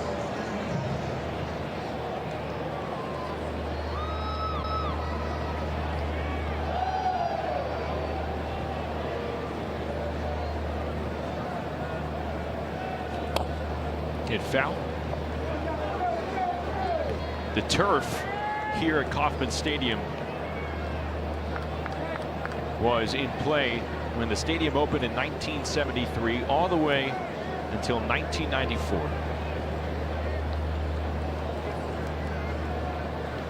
We've had real grass for 30 years now.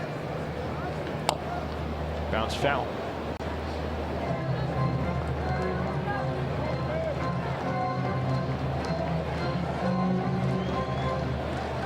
Over 50 years old, and this place is still sparkling. Yes. Did a renovation too of the outfield. Brought in the seats and the walk around.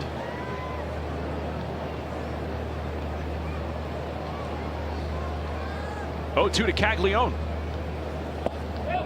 Did he bite? No, he did not. You know, at one point, Justin, they had talked about sort of an umbrella here to be able to go over both stadiums. As we get a look there in the check swing, that would have been something, a modern marvel, if you would have had railroad tracks and an umbrella that could have slid between Arrowhead and Royal Stadium. The 1-2 just hit foul. The stadiums are connected underground. You can walk from one to the other. Talking to some Royals people, the ball club ownership wants a new ballpark, and the word is that an announcement of some sort could be coming over the next month or 2. There was talk of a downtown ballpark. Now it seems like it's a matter of who wants the Royals more, the state of Kansas or the state of Missouri. We're right on the border here. Swing and a miss. Caglione chases the knuckle curve, and Clark Schmidt racks up strikeout number 5. We're going to the 5th. It's 5-0 Yanks.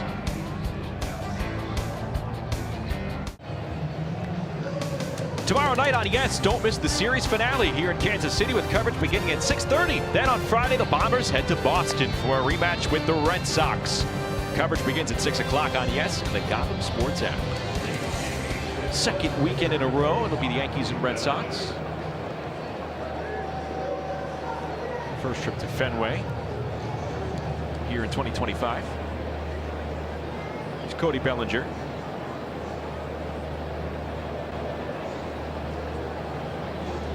Well, the Yankees, they lost 2 of 3 to the Red Sox in the Bronx over the weekend, David. So much was asked about, hey, what can you pick up from a team when you're facing them less than a week later? And we're going to have roughly the same pitching matchups as well. So what could we find out to be the same? You know, it's hard to say. I think maybe just how you go about facing individual hitters, especially younger hitters that you didn't know a lot about. Maybe Campbell did some damage on Rodon. Maybe look to pitch him inside a little differently, maybe. Big swing by Bellinger. Of course, in the time between these 2 series, the Red Sox called up their top prospect, Roman Anthony, so the Yankees will see him for the first time. When you face teams back-to-back like that, back-to-back starts or relatively quickly, like you're saying, you definitely want to change your sequence or give a little different look.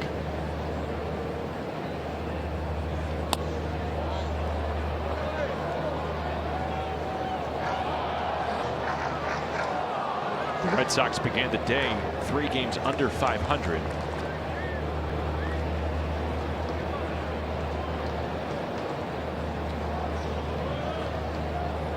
Just wrapped up a series with the Rays. Another foul ball.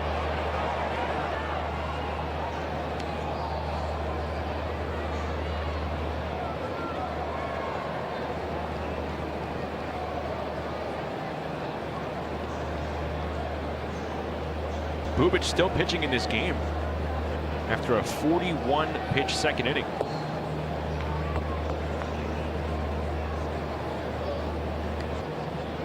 It's a nice little comeback. He's going to think about that 5-run second inning, but he's still out there.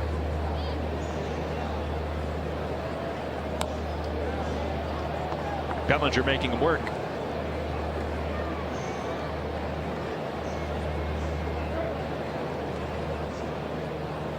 There's so many ways to evaluate pitchers and their stuff nowadays. The movement profile, the release point. Misses there. So it's 3-2. 20 years ago, you'd say, oh, his fastball's 92, 93, and that was it.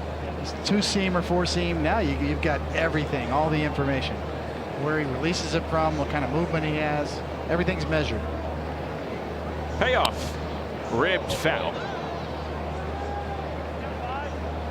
That's what's made Bubic so deceptive. When you look at his fastball under the hood, the extension he gets, he really reaches out there. The lower than average release point, where it comes from.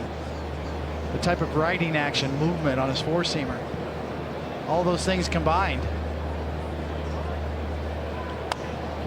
Bellinger putting in a good at-bat. That plays into why his fastball is so good, so deceptive, generally speaking, and has been.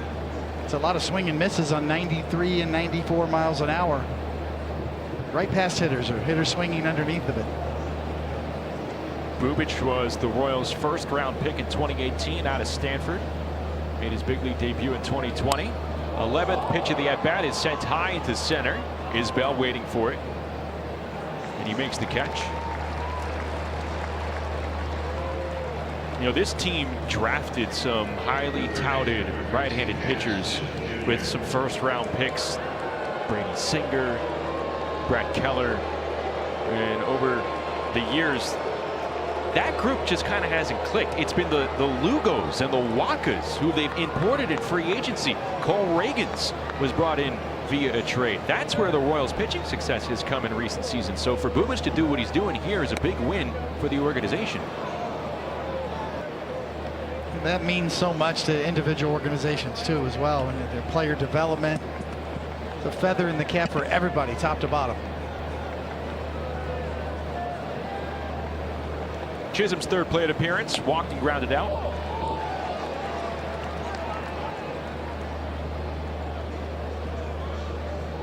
Yankees are going for the series win. Trying to improve to 16 games above 500 for the second time this season.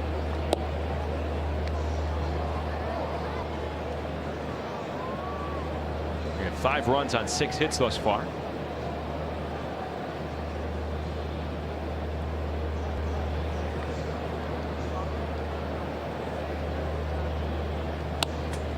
Swatted, foul.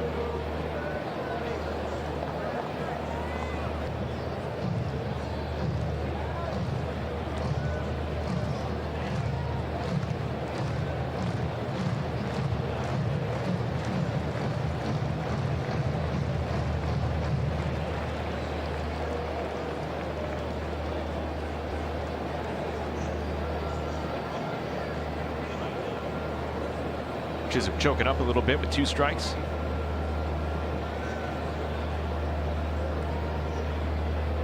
Two.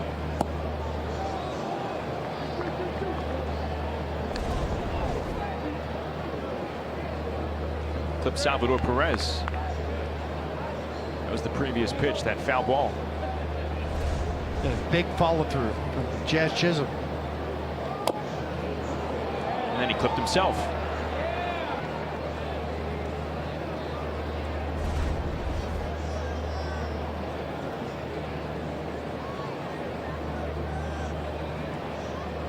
Two-seamer in. Boy, it just chases him in. That's the only thing you can do with that pitch. Hit it straight down, off your foot.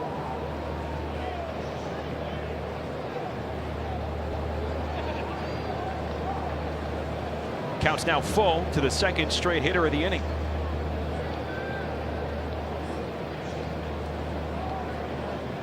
And it's ball 4. Well, the Royals have a righty up in the bullpen. And here comes Matt Cocharo.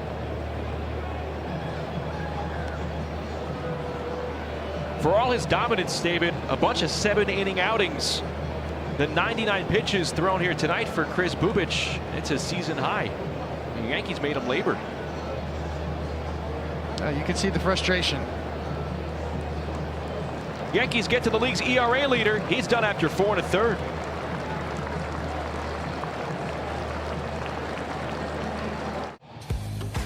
Fans come out to Yankee Stadium on Wednesday, June 18th, when the Yankees take on the Angels. It's Yankees Bucket Hat Night, and the first 18,000 guests in attendance will receive a Yankees bucket hat courtesy of Wendy's. Tickets are going fast, so get yours today at Yankees.com.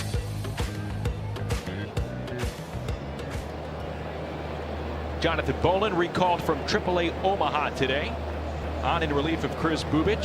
Yankees up 5-zip, and Volpe swings and misses through the first pitch.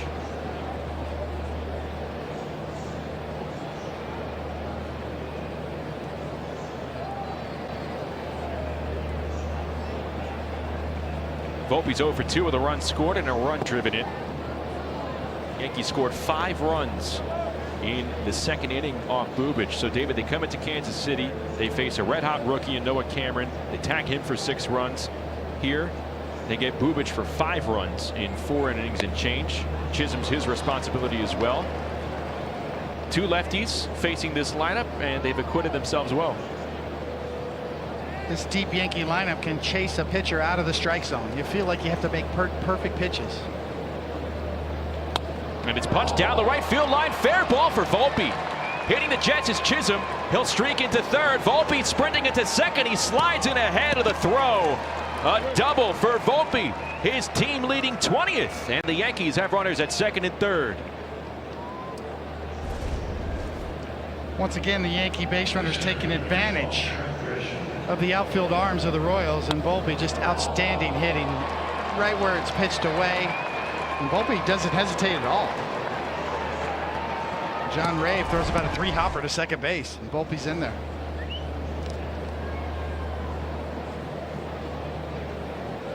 So here's Grisham.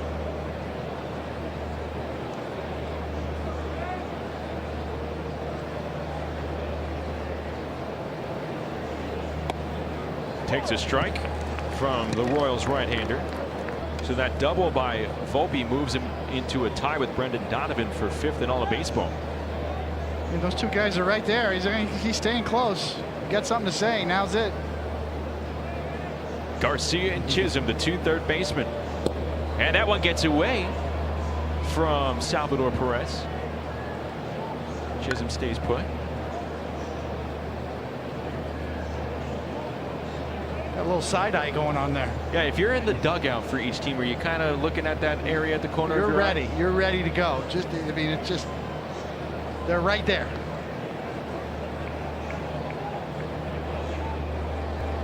There's a rich history at third base between these 2 teams. And tension. Yes.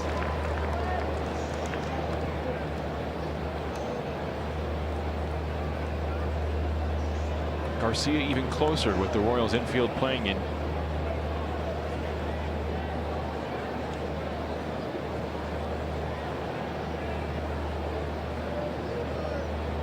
If looks could kill.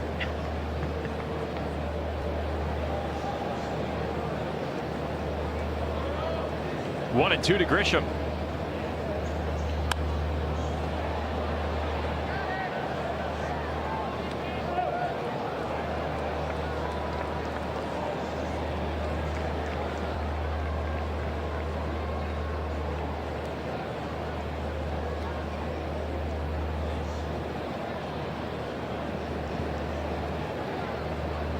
Pitch.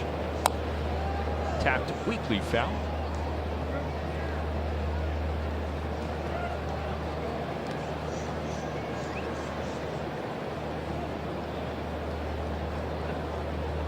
You mentioned that 5-run second inning that the Yankees had, and that's, when you've got a lineup like the Yankees have that's in better shape now than it's been all year in terms of 9 deep. That's what they do. Every at bat grinds down the opposing pitcher. I mean, we're seeing it here 1 through 9. It is remarkable, the emergence of DJ LeMahieu over the last 10 days, how much it lengthens this Yankee offense. 2 balls, 2 strikes. And another foul ball.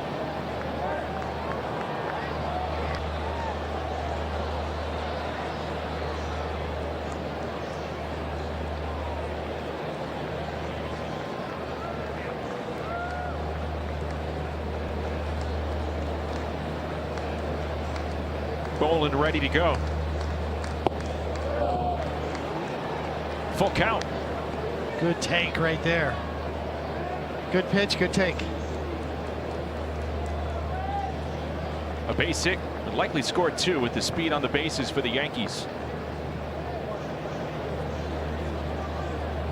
Payoff pitch. And he missed upstairs, out of the zone. It's ball 4. Let's take a look at Game 5 of the '77 Championship Series. There's the turf. There's the punch. Right here at Kauffman Stadium. Greg Nettles, George Brett. I get a kick out of the casual kick. Nobody was ejected, David. I never get tired of watching that clip. I mean, I've seen it 100 times. In the playoffs.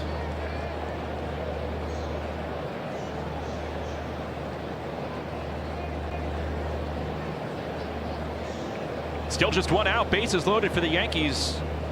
And LeMahieu, one of their hottest hitters. Perez keeps it in front of him. LeMahieu with a hit and a walk tonight. He has reached base 6 times so far this series.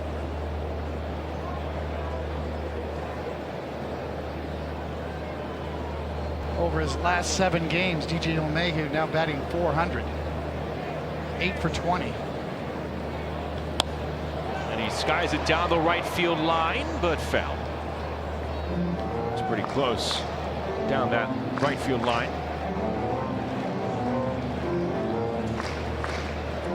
Young Yankee fan has his night made.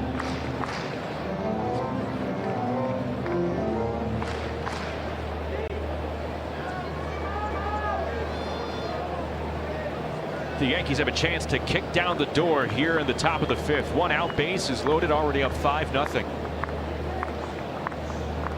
1-2. Missed. Chisholm stays put.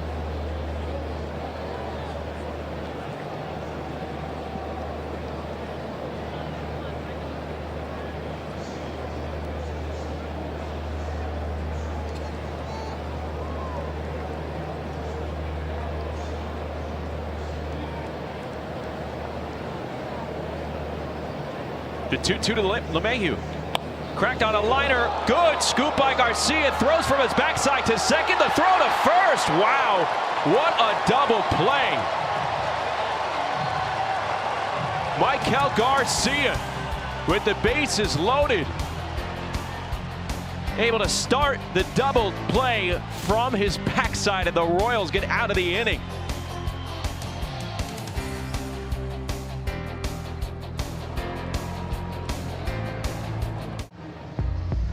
Let's check out the T-Mobile coverage cam. We go back to the 2nd inning. Drew Waters' first at-bat of the night.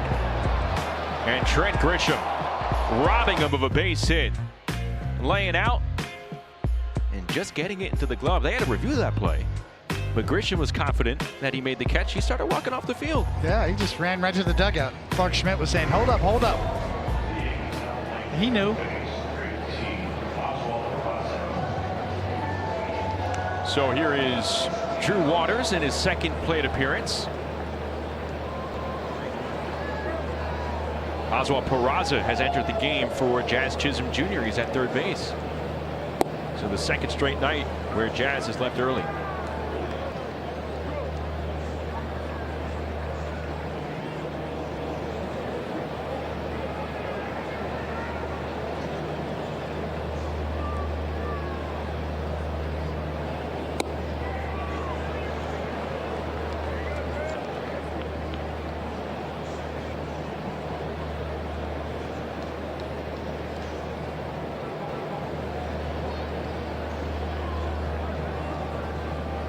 Waters, one of the Royals' rotating outfielders. He's had starts at all 3 positions.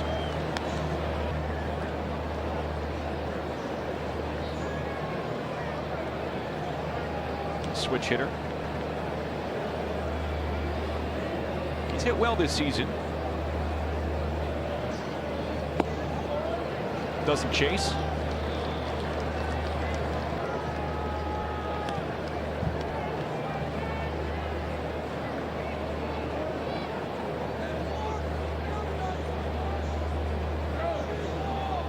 There you see Peraza.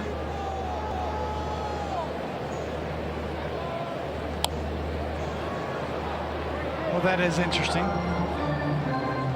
Jazz left with a stiff neck last night. Right back in the lineup here tonight, but now he leaves early after 5 innings.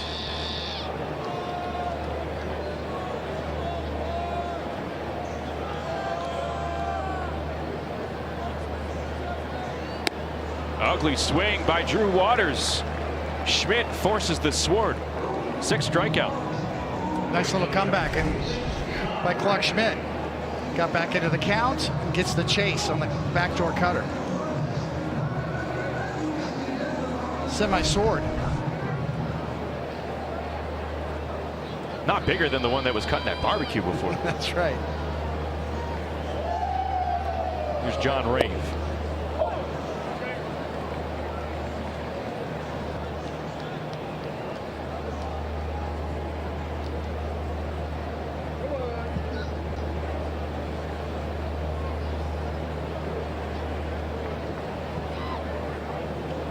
Oh, 1 hit foul. Nothing in 2 to Rave.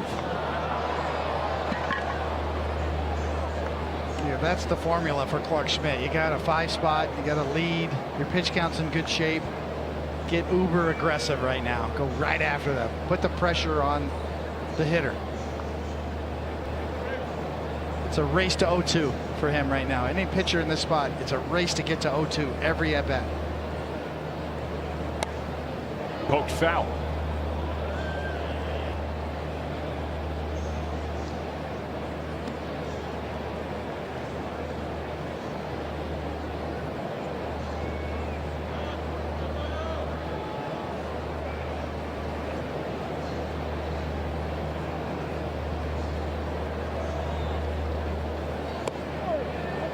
In there, called strike 3. Knuckle curve has been a trusty weapon for Clark Schmidt. He uses it to pick up his 7th strikeout, 2 away. Yeah, this has unbelievable spin on it. And look how quiet Austin Wells is behind the plate catching that. Glove on the ground. Look, his body doesn't move. Just a little subtle movement with the glove. That is the key. You know, framing matters. It just does. It shows up over and over again. And Austin Wells, excellent right there and very good overall. 3 consecutive strikeouts for Clark Schmidt. Here's Kyle Isbell with 2 outs and nobody on. In other words, a lot of times you see catchers move their whole body to go get a pitch like that. Austin Wells quiet with his torso and just a little subtle movement with the glove. An illusionist. Yes.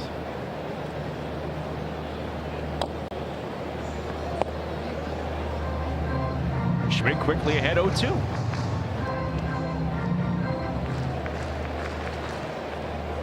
He gets some of the best spin on his knuckle curves and sweepers in the game, and that's why you get that high whiff rate. Regularly over 3,000 RPMs with both of those pitches are around there. That is well above average. And this had been a good test for Schmidt heading into tonight because the Royals offense, as feeble as it's been at times, they're still 2nd in baseball with a .254 average against breaking pitches. And they had the 2nd lowest strikeout percentage against breaking pitches.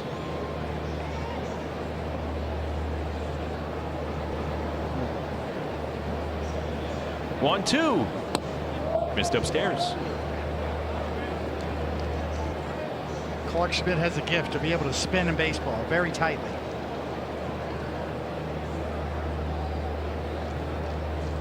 Seven strikeouts on the night. Right now, looking for number 8. 2-2.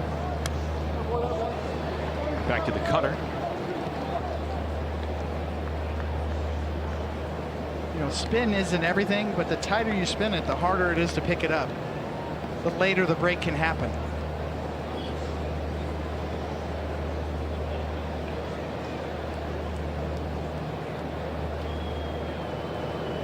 2-2 again. Misses low. So Isbell works the count full. 5-0 Yankees, bottom of the 5th, 2 out and nobody on. That's been the story for Clark Schmidt tonight. He's done a terrific job of limiting base runners. Royals have only had 4. Now make it 5. 2-out walk to the 9-hitter.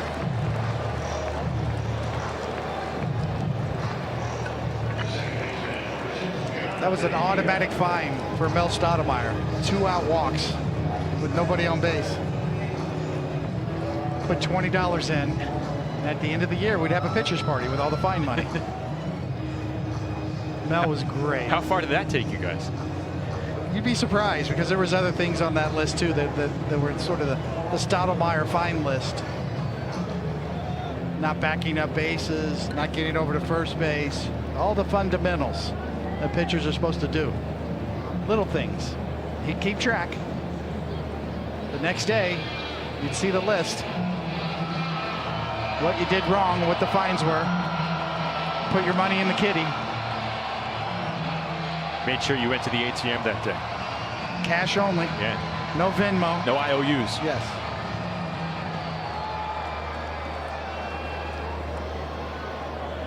Here's India now with 2 outs, a runner at first.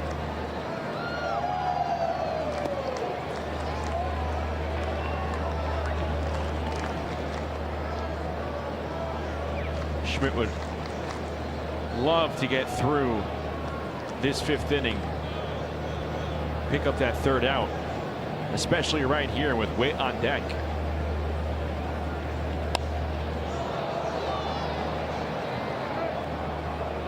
Lands down the right field line. Right near the Royals mascot.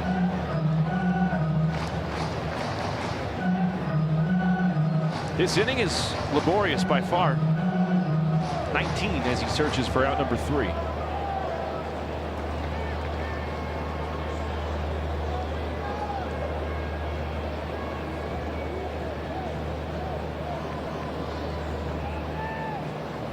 One to India. Didn't chase.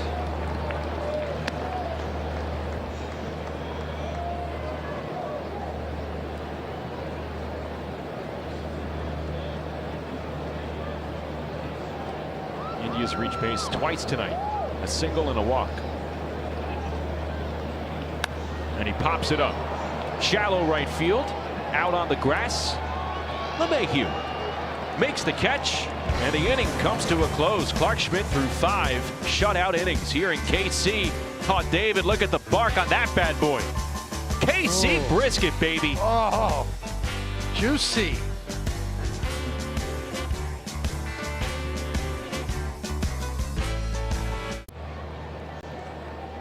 Start of the 6th inning in Kansas City, Missouri. Beautiful summer night. Humidity not too high. And the Yankees have a 5-0 lead. And Austin Wells fouls off the first pitch. John Bolin in his first full inning of work. Yankees scored 5 runs off Chris Bubich, who entered tonight leading the league in earned run average. Wells has reached base twice tonight. You know, David, you were talking about Mel Stottlemyre and his fine jar, and it had me thinking to a story that we learned today. A couple of Yankees personnel, well, I shouldn't say a couple, a handful went to the Negro League Museum here in Kansas City. We were able to get a personal tour from the great Bob Kendrick, as Wells lifts it deep into left field. Waters makes the catch, and we learned about an old Negro League manager, executive, Rube Foster.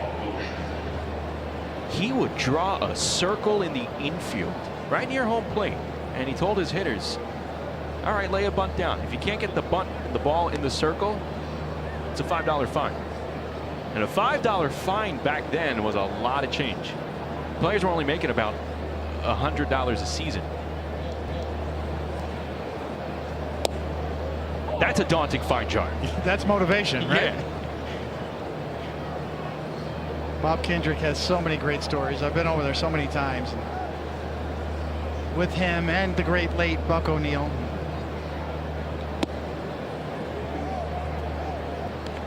There's a look at the Negro League Museum. You have to go. If you're a baseball fan, you get into Kansas City, you got to go see it. And Trent Grisham was one of the guys from the Yankees that went today. He told me it was the first time that he had ever been there, and he knew a lot of the history, a lot of the stories, but hearing it from Bob Kendrick and the added details just really exemplifies it more. And he said one thing that stood out to him is just how hard it was and how easy they have it now, and he never wants to forget that. He mentioned Larry Doby in particular and that story, and everybody talks about Jackie Robinson breaking the color barrier. Well, he did it basically without the fanfare and the coverage, and thought to himself, man, it must have been 5 times worse for him. He wondered what it was like back then. Really enjoyed his experience learning about that added history. And Justin, I understand there were some other special guests This was an there too. eclectic group on this tour, Meredith. So Trent was there. The guy at the plate, Paul Goldschmidt, was there. With his parents, right? Yes. There is also, just by coincidence, we saw Alfonso Ribeiro in the stands here. Good catch by India at second for the second out. He was there with his kids. They're in the area because his children, the Vipers, they have a baseball tournament in Omaha. So they said, man, we're Yankee fans, let's catch the Yankees on the road. He was there. Randomly, Joe Carter in this tour group. This was a crowd. This is great. This was a great crowd. You never know who you're going to see at the Negro League Museum. Awesome place. Check it out. You know what I learned too? The scout who signed Joe Carter? Buck O'Neil. Yes. And the late owner here, Ewing Kauffman, made a bid to sign Joe Carter because Joe Carter's a hometown kid here. Rice pops it up center field. Isbell gives way to Waters. And a 1-2-3 top of the 6th inning for Bowlen and the Royals. Some of the greats to ever take the field at the Negro League Museum in Kansas City, Missouri.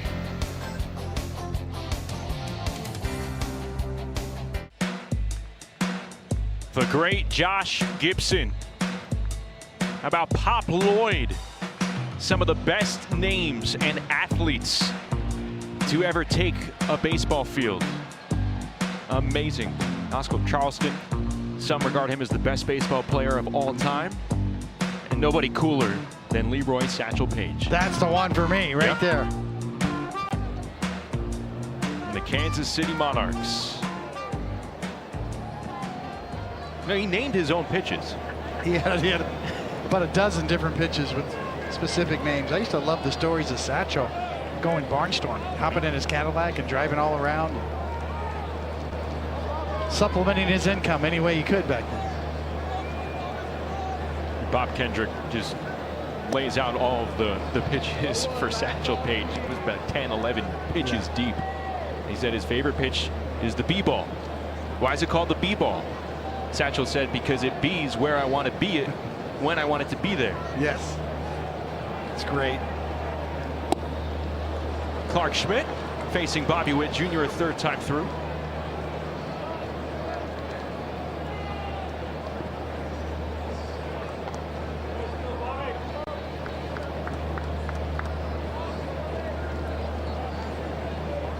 And one of my favorite parts of the tour, Bob was showing the children the wooden shin guards that the catchers would wear, their jaws dropped. What? You put that on your shins? I mean, and those shin guards were invented in the Negro Leagues.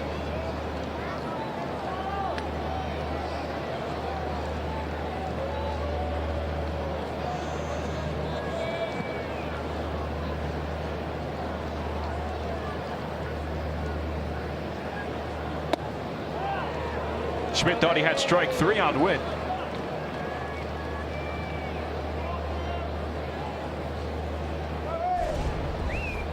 Now look at this cutter just off the edge.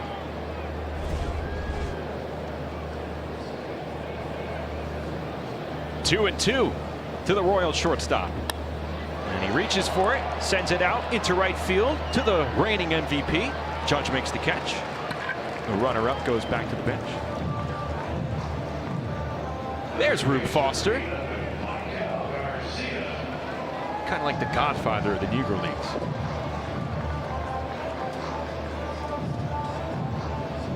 Just an amazing display of artifacts and rich, rich history. It's Michael Garcia, 1 for 2 tonight. Schmidt has only permitted 2 hits against the Royals.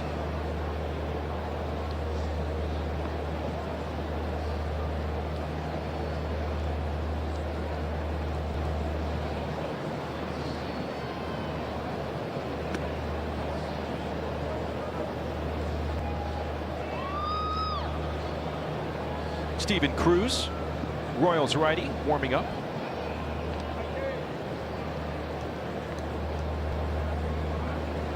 After an off day on Monday and De Los Santos and Hill being used in last night's rout, Yankee bullpen is in pretty good shape.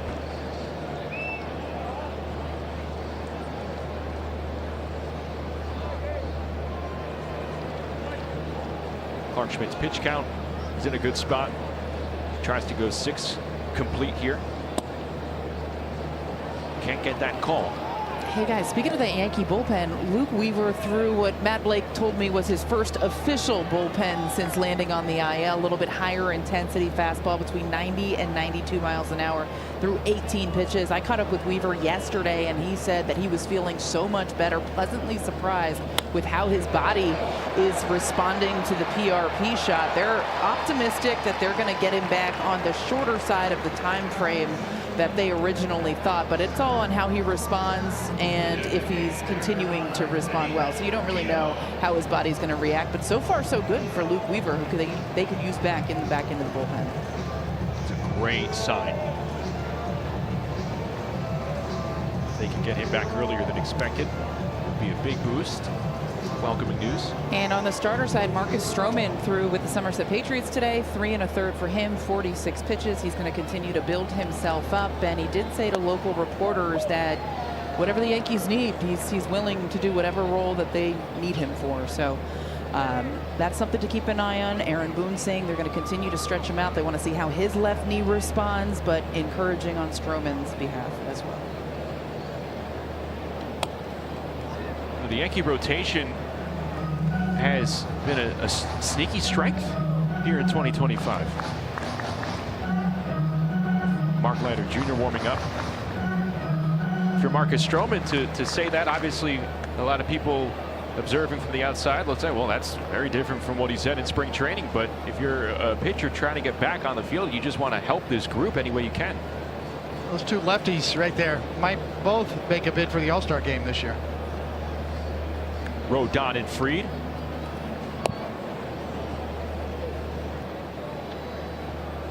And Will Warren. You have Ryan Yarbrough as well, so all 4 watching Clark Schmidt operate here. Fried is in Schmidt's spot from last night, right along the railing and with a baseball in his hand. He was working on a little one-line sinker there, a little twist to Fried there, trying to, you know, the seam orientation is key. And he is really kind of got a little extra movement on his pitches this year. The Yankee laboratory has served him well. 2 and 2 with 2 outs. And Pasquantino pops it up. Dangerous area down the right field line. Judge coming on and he makes the running catch. Judge puts it away in a 1-2-3 6th inning for Clark Schmidt. We are going to the 7th. It's 5-0 Yankees.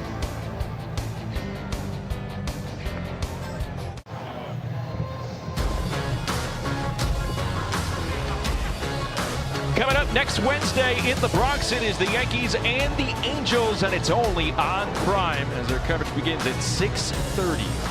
Back at the stadium. Beautiful fountains here at Kauffman Stadium.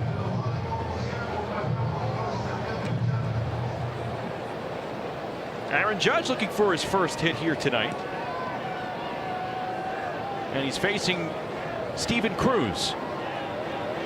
Sub-2 ERA in just over 20 innings so far.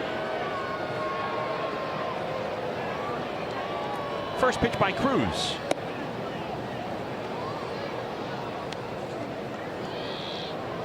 Judge flew out into right field in the 4th, walked in the 2nd, struck out in the 1st against Bubic. Yanks up 5-0 as we start the 7th.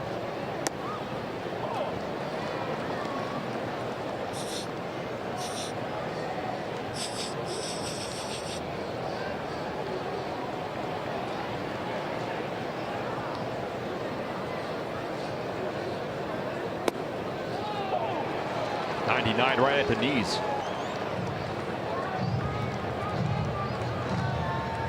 Again, the Royals activated Lucas Hursak, an important piece to this pen before the game. But they had to put Cole Reagans back on the injured list for a 2nd time this season.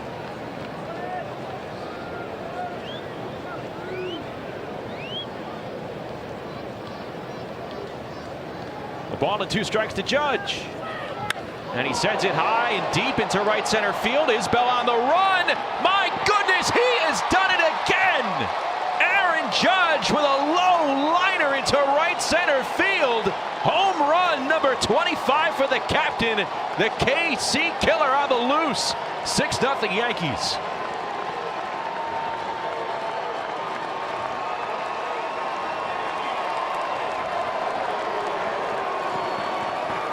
There are moonshots, and then there are bullets like that, David. On a 1-2 count. After a 99-mile-an-hour fastball, Cruz tries to back it up. 99, not a problem for number 99.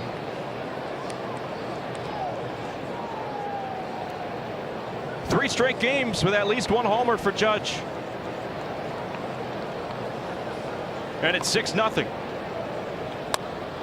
Bellinger sends it pretty deep to right center field. Playable for Isbell. He makes the catch.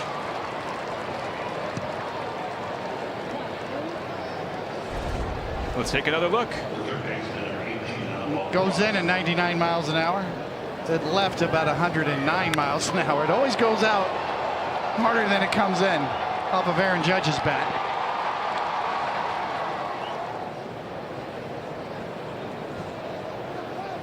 .413 feet.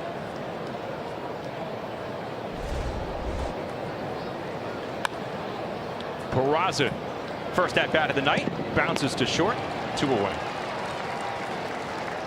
Let's get another angle on that swing from Aaron Judge. Just a laser. It took about 4.8 seconds to go. 413 feet. And guys, I loved what Aaron Boone said after the game the other day with a smile on his face. It's time to move him up to the next level. He's done everything he can do here, obviously joking. But there was just an announcement on Jazz Chisholm Jr. He left tonight's game with left groin tightness, so we'll check in with him after the game, see where he's at and whether or not there'll be any additional tests for him.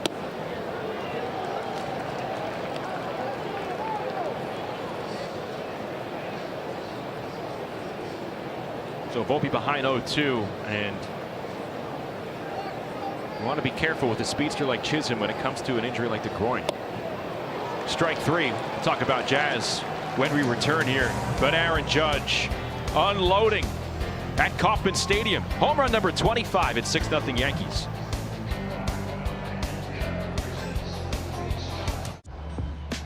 It's time for the 7th inning recap, brought to you by Inspire. 6 runs on 8 hits for the Yankees. They put up a 5 spot against Chris Bubic in the 2nd. A 2-run single from Paul Goldschmidt, highlighting that flurry for the Yankee offense. Aaron Judge with home run number 25 here in the top of the 7th. Clark Schmidt, his night is over after 6 scoreless innings. The lefty Brent Hendrick on the mound. Here he faces Salvador Perez.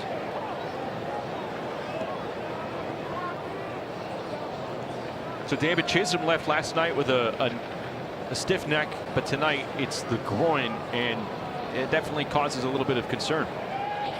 You have to worry. You know, you don't want to speculate, but we were talking all night about the Yankees finally at full strength, 1 through 9. Everybody's together on the same page, pulling on the rope in the same direction. We'll just have to wait for Meredith to talk to Jazz after the game and see.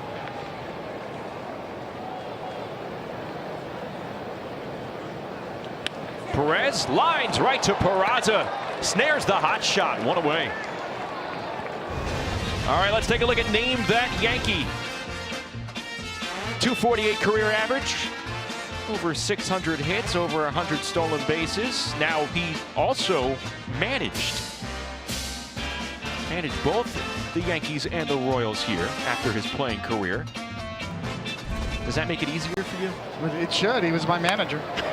Here's a liner by Jack Caglione into right center field.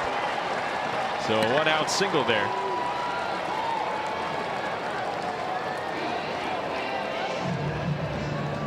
It's your first big league manager? Yes.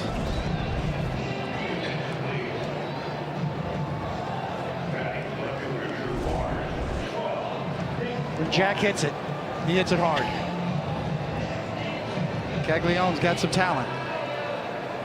It'll be fun to watch him kind of play his craft here.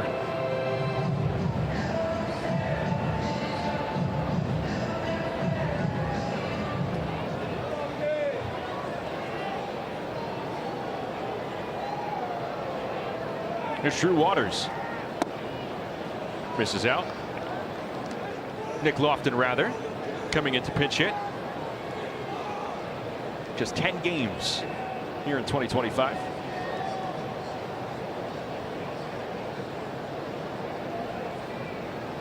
And he pops it up behind home plate. That'll reach the seats.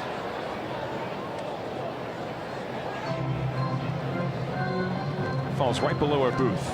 Fernando Cruz getting loose.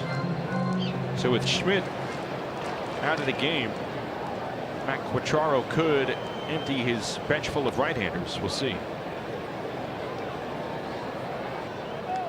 Especially with Hendrick on the mound right now.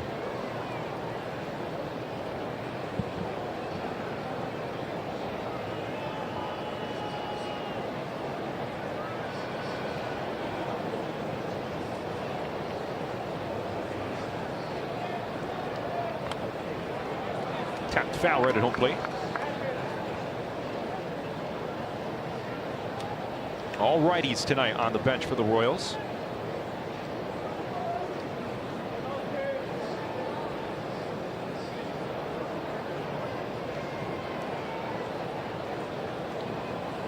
Saw Daniel Lynch the fourth last night. 1-2. Comebacker right to the mound. Hedrick to second. Low throw. LeMahieu. Not in time. They're going to have to hurry right off the bat to start. But that throw from Hedrick low, they do get the out at second, 2 away.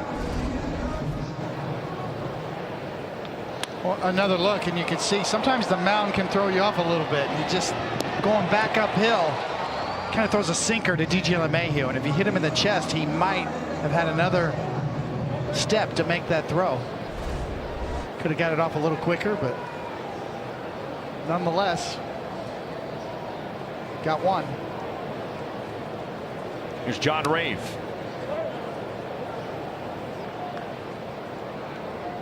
Two strikeouts against Schmidt tonight, who went 6 scoreless innings, allowed 2 hits, walked 3, and struck out 7. And he's in line for his 3rd win. 6-0 Yankees, bottom of the 7th.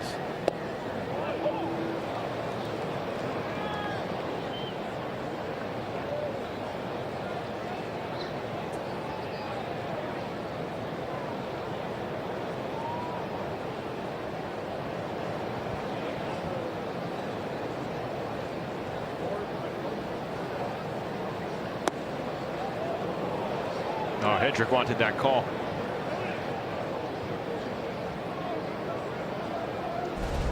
Another look.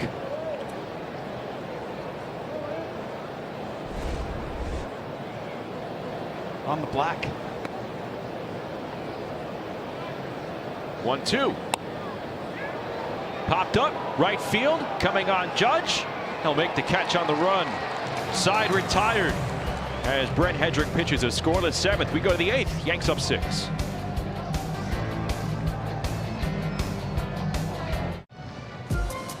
Here's a look at the Yankees' upcoming schedule, brought to you by Dietz & Watson.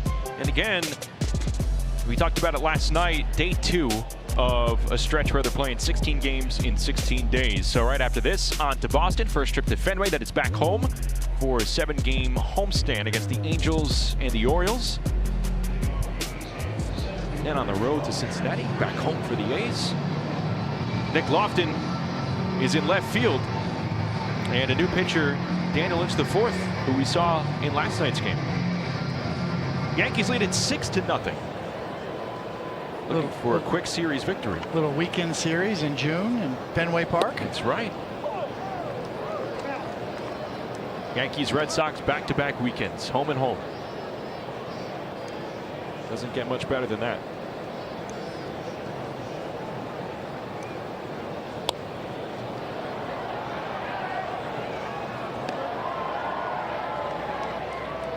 Grisham's 0 for 2 with a walk tonight.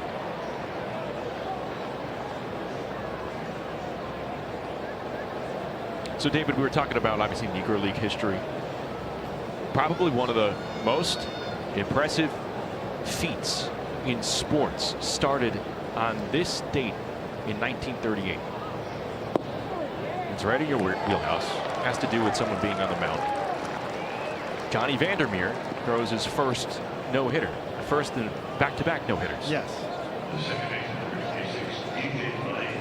Never been done. Probably won't be done again. He beat the Boston Braves before pitching another no-hitter 4 days later against the Dodgers at Ebbets Field.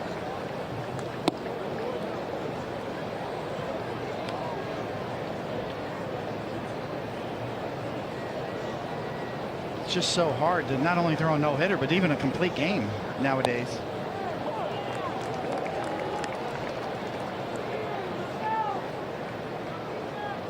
Did you think about that name when you made your next start following the perfect game? Oh, yes, absolutely. And I was reminded of it a lot. But it ended on the first hitter. I walked the first hitter the next game. Didn't last long. Little tapper, left side of the mound. Lynch falls to the floor, but Caglione able to corral it. Let's see if Lynch is okay.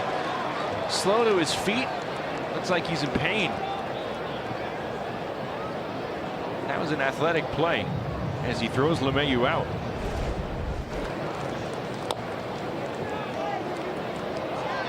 LeMahieu thought he fouled that. Late out of the box.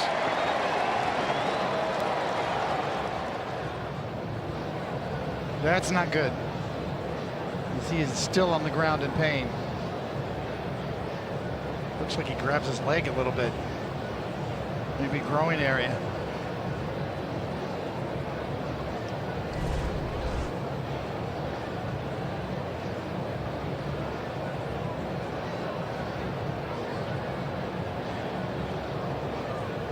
The tough part about that is he didn't have to rush that. It's unfortunate.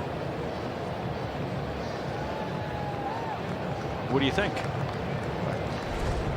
Right off the top of home plate and up high. Boy, that's a good question.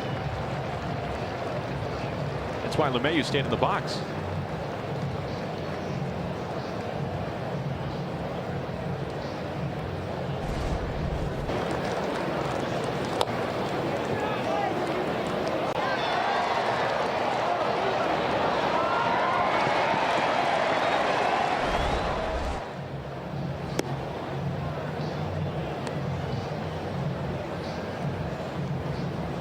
Trying to test it out.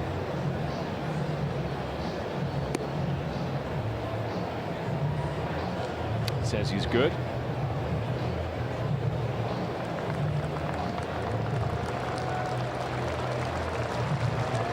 Good sign for the Royals. A little clap from the crowd. On a day where they already had to put Cole Reagans on the injured list, they don't want to take a hit to their depth any further.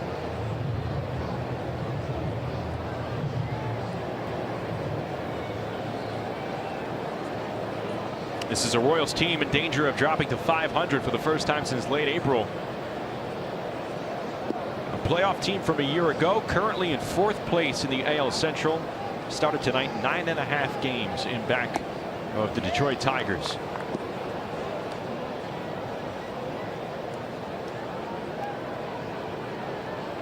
Here's Wells. 2 out, nobody on. 6-0 Yanks, top of the 8th.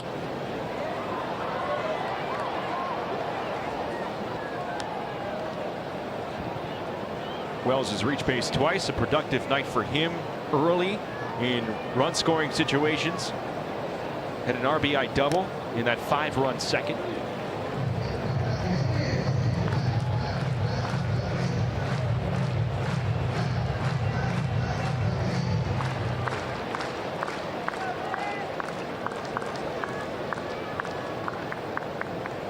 The 1-2.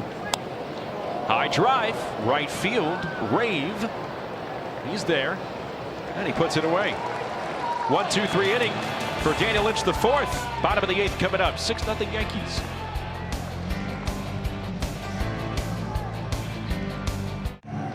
This copyrighted telecast is presented by authority of the New York Yankees and may not be reproduced or retransmitted in any form, and the accounts and descriptions of this game may not be disseminated without the express written consent of the New York Yankees. Brent Hedrick going back to work. 2nd inning of duty as we start the bottom of the 8th. 6-0 Yankees. 6 outs away from a shutout victory and a series win. Mark Canha pinch hitting in the 9th spot. So he replaces Kyle Isbell.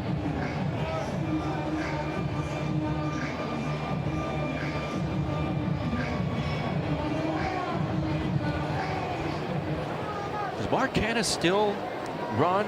Is he active with @BigLeagueFoodie on Instagram? Good question, because he really is a big-time foodie. He loved playing in New York for the Mets. Let's check that out quickly. This is the information we need.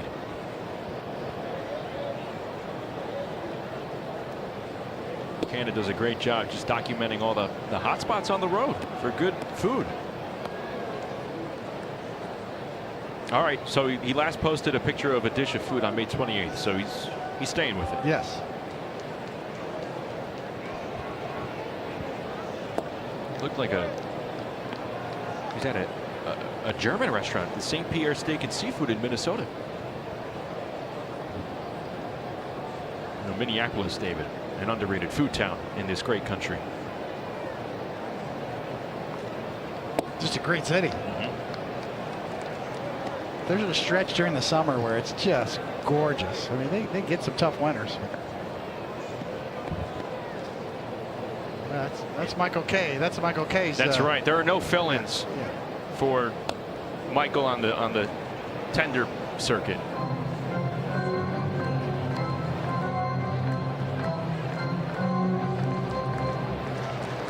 Now, if he did a barbecue series, I would absolutely volunteer and cover for him here. Where did you try here? Did you try barbecue? The spots or the items? Well, the spots. The spots. Been to Arthur Bryant's. Been to Joe's. Very nice. Yeah. And the items, what's your favorite? Well, the ribs from Joe's. Yes. Are impeccable. What was your go-to spot? I mean, you're a native. I am a native, and I know some holes in the wall. Well, Arthur Bryant's was always the #1 spot you wanted to go to. Legendary spot. It's actually down by the Negro League Museum and by the old ballpark. Municipal Stadium was the original Royals place. Kansas City A's actually too as well. They have some Joe's barbecue here in the ballpark. There's strike 3 to Canha. 1 away. That was a snack, David, that Ryan Rucco and I had last year. Wow. Mid-morning snack. That's no joke. No, right there. between breakfast and lunch, we had to fill a cavity. I sent Troy one of my old places yesterday down at Southwest Traffic Way called Rosedale's. Been there since the 1930s. Off the track a little bit. Really good.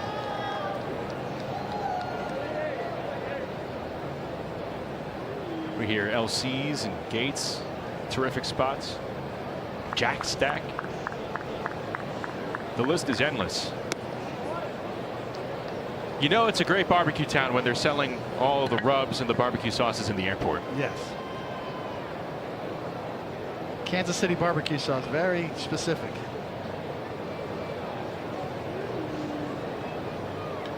India launches it into left. Bellinger on the run, and it goes over his head, bangs off the wall.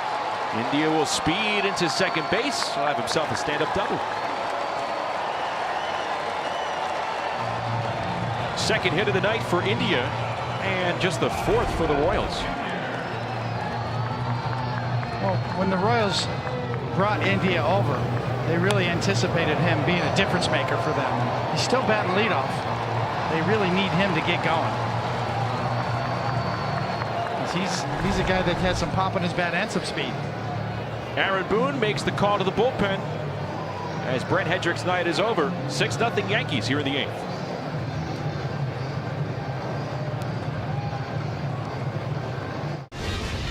All right, time to name that Yankee. And this is a player, a former manager, the first manager for David Cone. Who was it, David? Dick Hauser. His number's up there in the Hall of Fame. Let's go back into the Yankee vault for manager and former player Dick Hauser.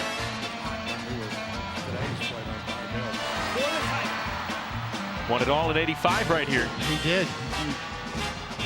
Tragically had a brain tumor and died of brain cancer. Tried to continue to manage in '86 when I got called up.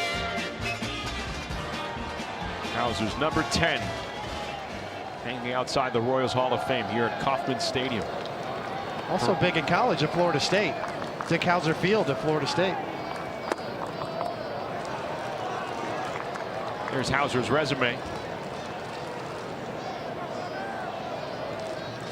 So an All-Star, Rookie of the Year runner-up with the Kansas City Ace.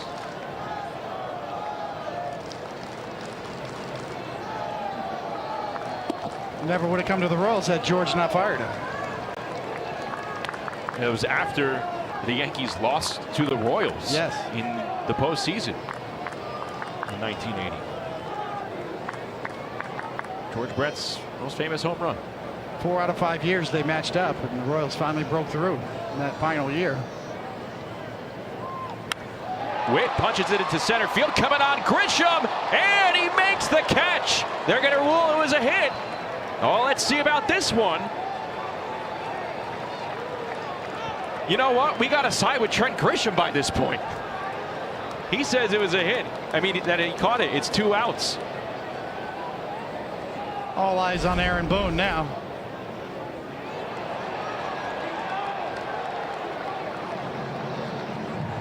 He made the catch, threw to second. The Yankees believe they doubled up India. New York is challenging the call of no catch.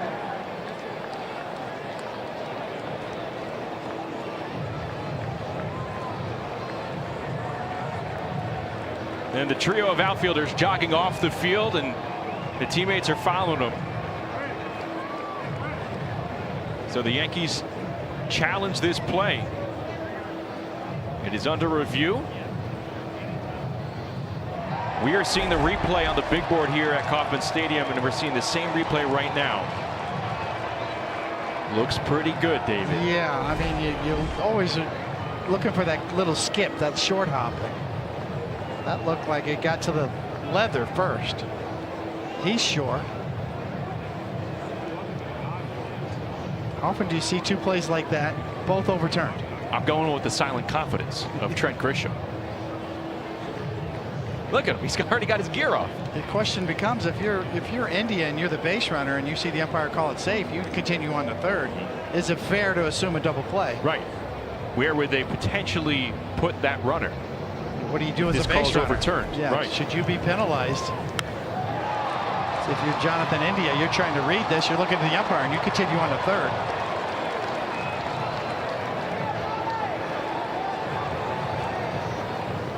Another look here. What do you do if you're the base runner? Okay, I'm there. Wait. I'm going back. No, safe. Okay, I'm going back to third. India saw Carlos Torres, the second base umpire, rule it a no catch, so he moved on to third base.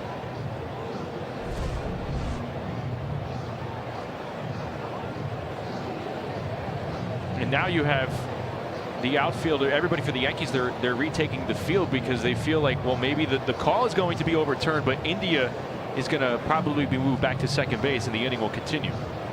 Now, I'll say this, India was so far off, even though he was trying to get back, A good throw would have had him at second base, even though DJ LeMahieu kind of missed the first throw. A lot to unpack here.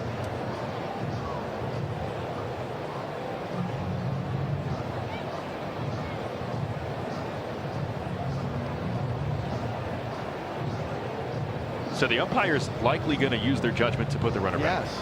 After review, the call is overturned. It is a catch, so the batter is out. However, the runner will be placed at second base, and New York will retain their count. See right there, he was trying to get back, although he was way closer to third than he was at second at that point. So now I ask you this, because it's the umpire's judgment. If that's a clean throw to LeMahieu at second base, what happens then? it's a good question. Watch the second base umpire in the outfield. He ruled it a no catch. India followed the second base umpire, turned around, went to third. Yeah. So they're 2 away. India remains at second, and Garcia's the batter with 2 outs here in the bottom of the 8th. Yanks up 6-zip. Well, nonetheless, the umpires are 0 for Grisham tonight.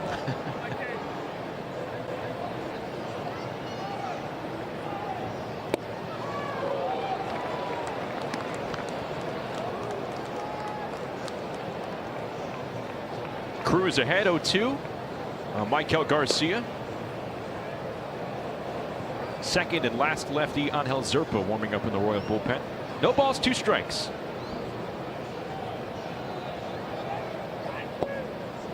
Misses in the dirt.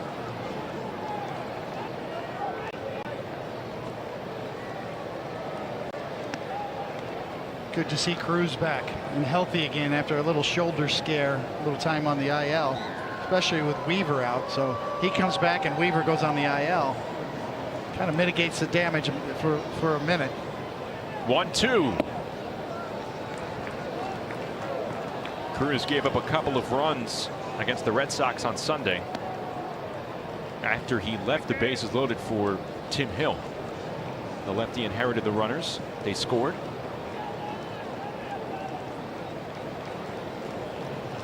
He's 1 strike away from a clean inning in Kansas City. And the pitch. Chopper, left side, Volpe. Inning over. The Yankees strand a runner at second in India. He's left in scoring position. We go to the 9th, 6-0 Yankees.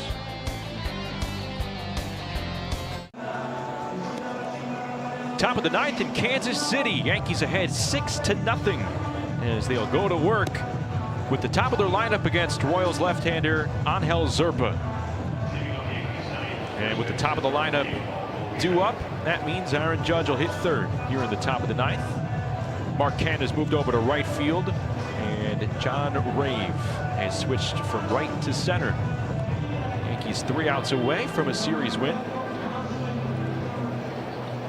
On a night in which the offense was able to punish Chris Bubic. 5-run second inning. Aaron Judge hit home run number 25 in the 7th. Clark Schmidt 6 scoreless innings. And Trent Grisham putting on a show defensively in center field. Yes, he did.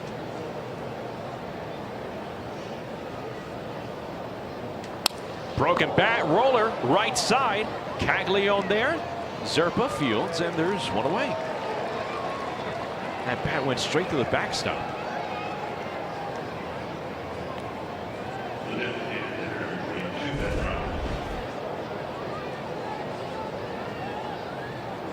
Anytime you make a full swing and all that's left in your hands is the handle of the bat, you know, you get sawed.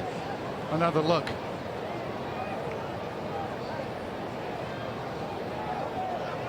Shrapnel.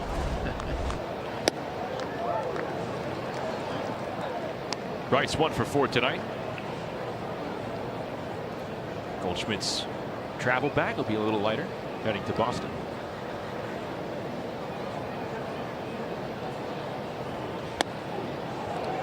Four-seamer at 97. Royals crowd will get another little treat to see Aaron Judge bat one more time.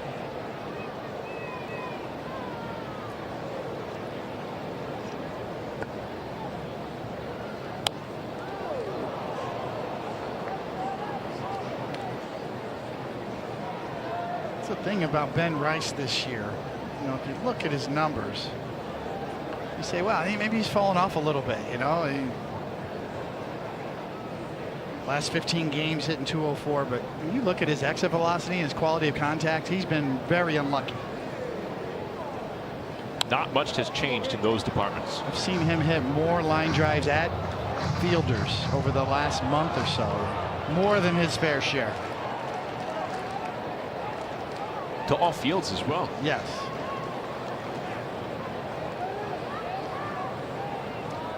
Zerpa's 0-2.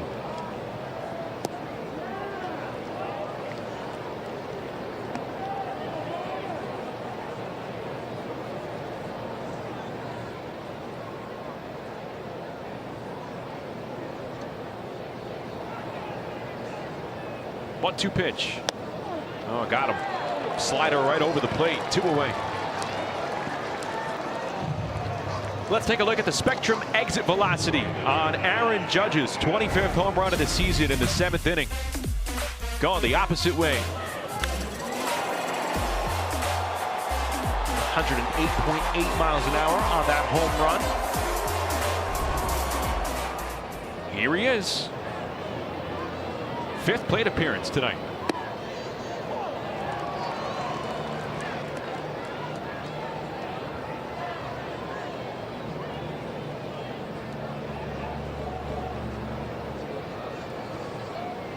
Oh, 1. Zerpa ahead 0-2.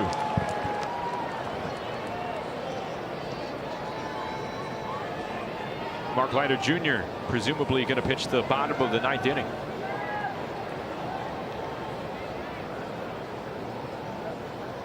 Here's the 0-2 to Judge. Check swing. He went around, according to Alfonso Marquez. So Zerpa strikes Judge out, retires the Yankees in order in the top of the 9th inning. Yankees 3 outs away from a series win here on the road, up 6-0.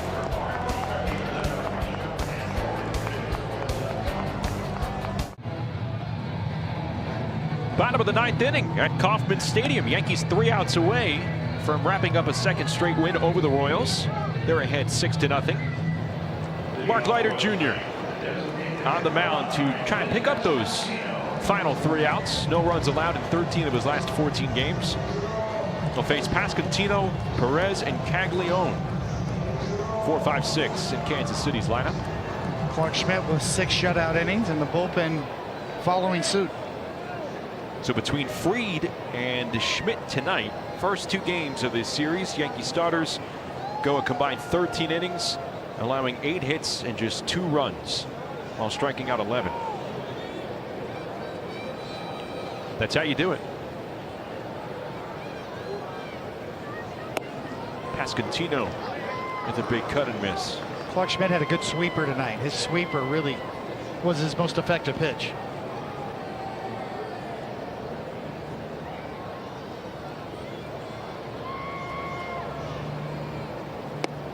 Pitch outside.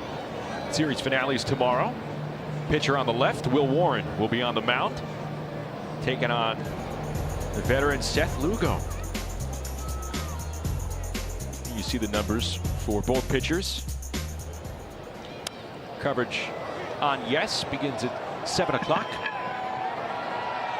Wells being called up by Peraza, and the ball drops. That coverage starts at 6:30 rather. Oh boy, David. The Sasquatch comes out for that? A walk and now that? He just likes to hog the spotlight. He's been waiting to make an appearance. Got one earlier. And you could see Peraza's confusion there. Wasn't sure whether to go for it or not. So what's the Sasquatch do when Pasquantino hits a home run? Does he moonwalk? Does he do the worm out there? Yeah. He really breaks it down.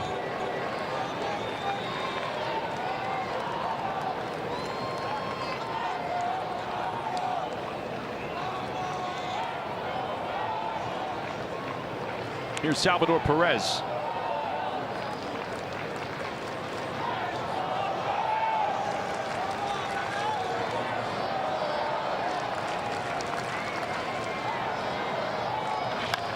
Pitch is sent high in the air, deep to left field. Bellinger moving back, and it will watch it go into the Yankee bullpen for a 2-run homer.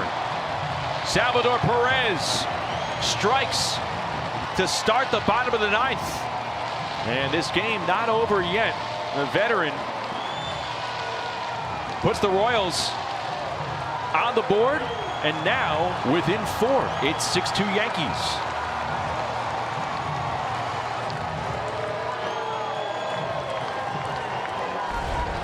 This will be Sal Perez's 6th home run on the year. A no-doubter and number 279 in his career as he creeps closer to 300. Familiar leg kick, and he gets a lot of power behind that swing. Well, that drop pop-up in the infield hurts even more here after that home run.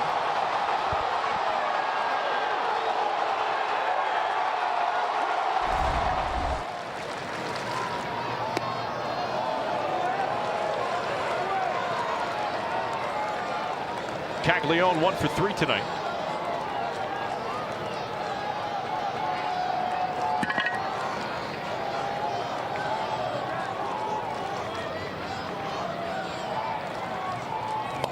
And a roller kicks off the mound. Volpe's right there.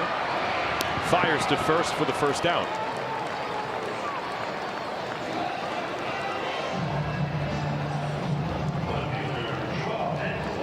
One away, we'll have Nick Lofton up. Came off the bench to pinch hit in the 7th.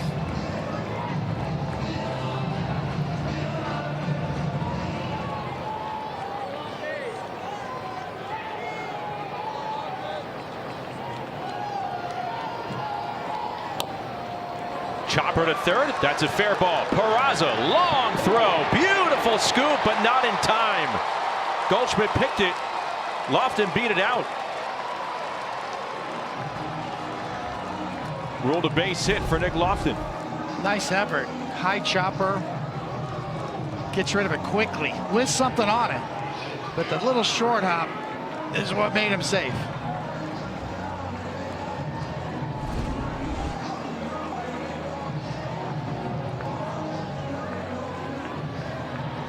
Tough inning to start for Peraza at third base. There's John Rave.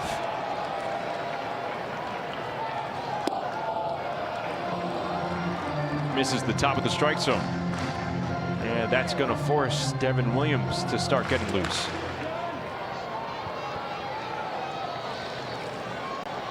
Yankees up 6-2, bottom of the 9th, 1 out, runner at first. Shot foul down the left field side. Rave 0 for 3, a pair of strikeouts against Clark Schmidt.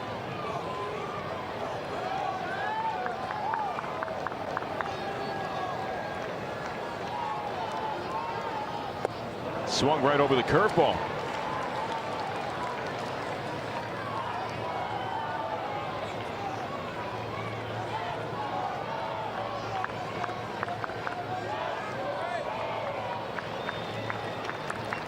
Leiter ready to go.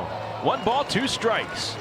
And a little tapper right off the mound. Leiter stumbles, throw to first. Won't be in time, and it goes past the bag. Lofton heading for third. He's getting the wave around. Judge picks it up in right field. The throw is not in time. Lofton scores. Rave moves to second. Things are getting hairy here in the bottom of the 9th for the Yankees. It's now 6-3. It is now a save opportunity. The pitchers just react out there upon second thought. Man, kind of wish you wouldn't have done that, but it was so softly hit. Hard to say what the outcome would have been if it had got through, but we know what the outcome is now. The outcome will be that Devin Williams will be summoned from the bullpen. Yankees up 6-3 here in the 9th. The Royals putting the heat on.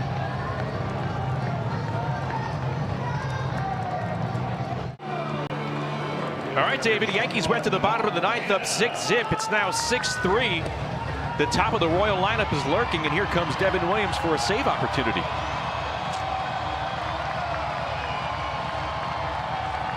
At second, John Rave. And here is Mark Cannon.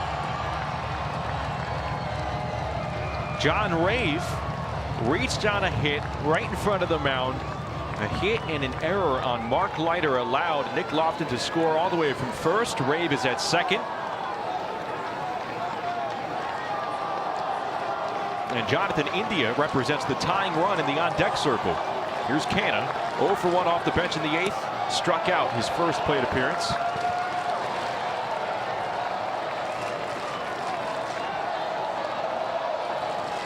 What's left of this crowd of over 21,000 now really into this ball game for the first time tonight. Gets the call in the corner.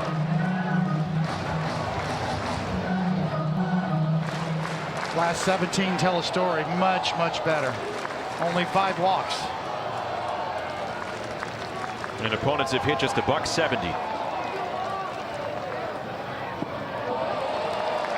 2-1.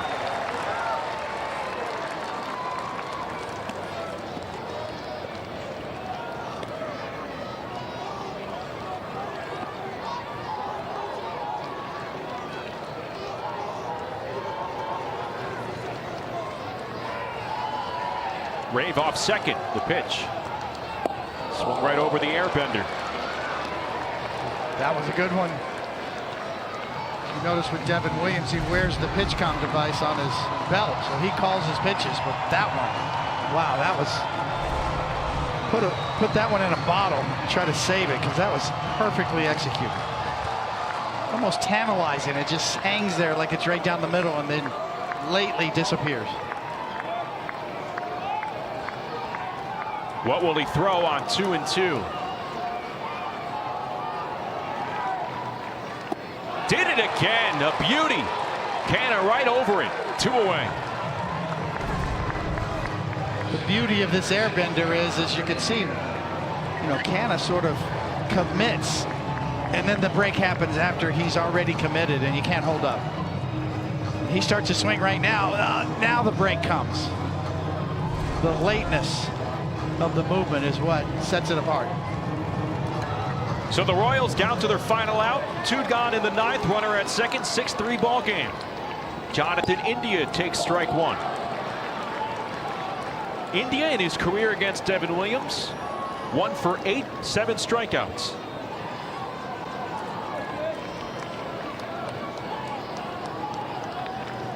The pitch. Just missed off the outside corner.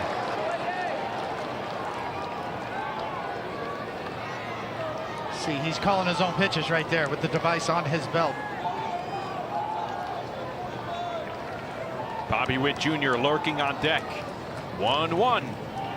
Shot on the ground, over to first. Goldschmidt's going to take it. That'll end the game. Yankees hold on and win it 6-3 as Devin Williams picks up the save, and the Yankees win the series here at Kauffman Stadium. They will go for the sweep tomorrow night. 6-3 the final as Aaron Judge hit out his 25th home run. The Yankee offense tattooing Chris Bubich. Clark Schmidt with 6 scoreless innings, and the bullpen does the job in the end on the way to a 6-3 victory. Last thing the Yankees were expecting was a save opportunity for Devin Williams in the 9th inning with a 6-run lead, but that's indeed what happened. A strikeout and an atom ball right to Goldschmidt. Game over and save attained. So the Royals score all 3 of their runs in the bottom of the 9th on 4 hits. There was an error and 1 left. Time for the player of the game, presented by Snickers. Trent Grisham doing a great job in center. Yes, the umpires were 0 for 2, but Grisham was 2 for 2. And that's just as good as it gets. I mean, laying out. Oh, this is not a replay. This is the second one, maybe even harder, because this was hit lower. He had to get the glove down there below the ball, and that's what he did. 2. This is what I love, the confidence. Twice. You see Trent Grisham, what he's been able to do here this season, the 822 OPS, just a big pick-me-up for this offense. As he's played terrific center field, and he's down on the field with Meredith. Thanks, Justin. Trent, got a little interesting there in the ninth inning, but ultimately you guys were able to pull this one off for another series win. Just overall, what have you thought about the way this team has been playing? I think we're just doing it kind of all around. Judge is swinging a really hot bat right now, putting together good at-bats, playing good defense, pitching it well. Just all around. You mentioned Aaron Judge. It's like you can't get through an interview without talking about the captain. Yet another home run tonight, 4 in his last 3 games. How do you wrap your head around what he's been doing? It's just fun to watch him stay locked in, night out, on a consistent basis. That's really the most homers and all that. Everything happening is really cool. But the way he's just able to lock it in every night is something special. You locked it in center field tonight, made a great play there. That was overturned in your favor in the second inning. Take me through that one to get Clark out of the inning. It was kind of a looper. Knew I could be really aggressive and just go all out after it. Ended up getting a good jump and finishing the play. Did a similar thing there in the 8th, and it looked like you had absolutely no doubt. You were running off the field before the call was even made. Just how much confidence do you have in your ability in center field, and what do you think makes you so good out there? When I can just really free up and attack balls is when I'm at my best out there, and I think that helps me. That helps me out there on defense, and when I can take that to the plate as well. Trent, appreciate the time. Thank you. Justin, we'll send it back up to you. Thank you so much, Meredith. Trent Grisham, the confidence just boiling over for the Yankees center fielder as they win it 6-3. Clark Schmidt picks up the win with those 6 scoreless innings. Chris Bubich takes the loss. Devin Williams, his 8th save of the season. Paul Goldschmidt had a pair of hits, highlighting that 5-run second, and Aaron Judge with home run number 25 on the season. Special thanks to producer Troy Benjamin, director Dan Barr, Mike Webb. Our executive producer is Jared Ames-Boschnack. Don't forget to join us again next Wednesday as the Yankees host the Angels from Yankee Stadium in the Bronx. Coverage begins at 6:30 on Prime, with first pitch coming up just after 7 o'clock. For more coverage of tonight's game, tune into the Yes Network for the WB Mason postgame show. Once again, the final score from Kauffman Stadium, the New York Yankees 6, the Kansas City Royals 3. For David Cohn and Meredith Barakovitz, I'm Justin Shackle. Have a great night, everybody. So long from Kansas City.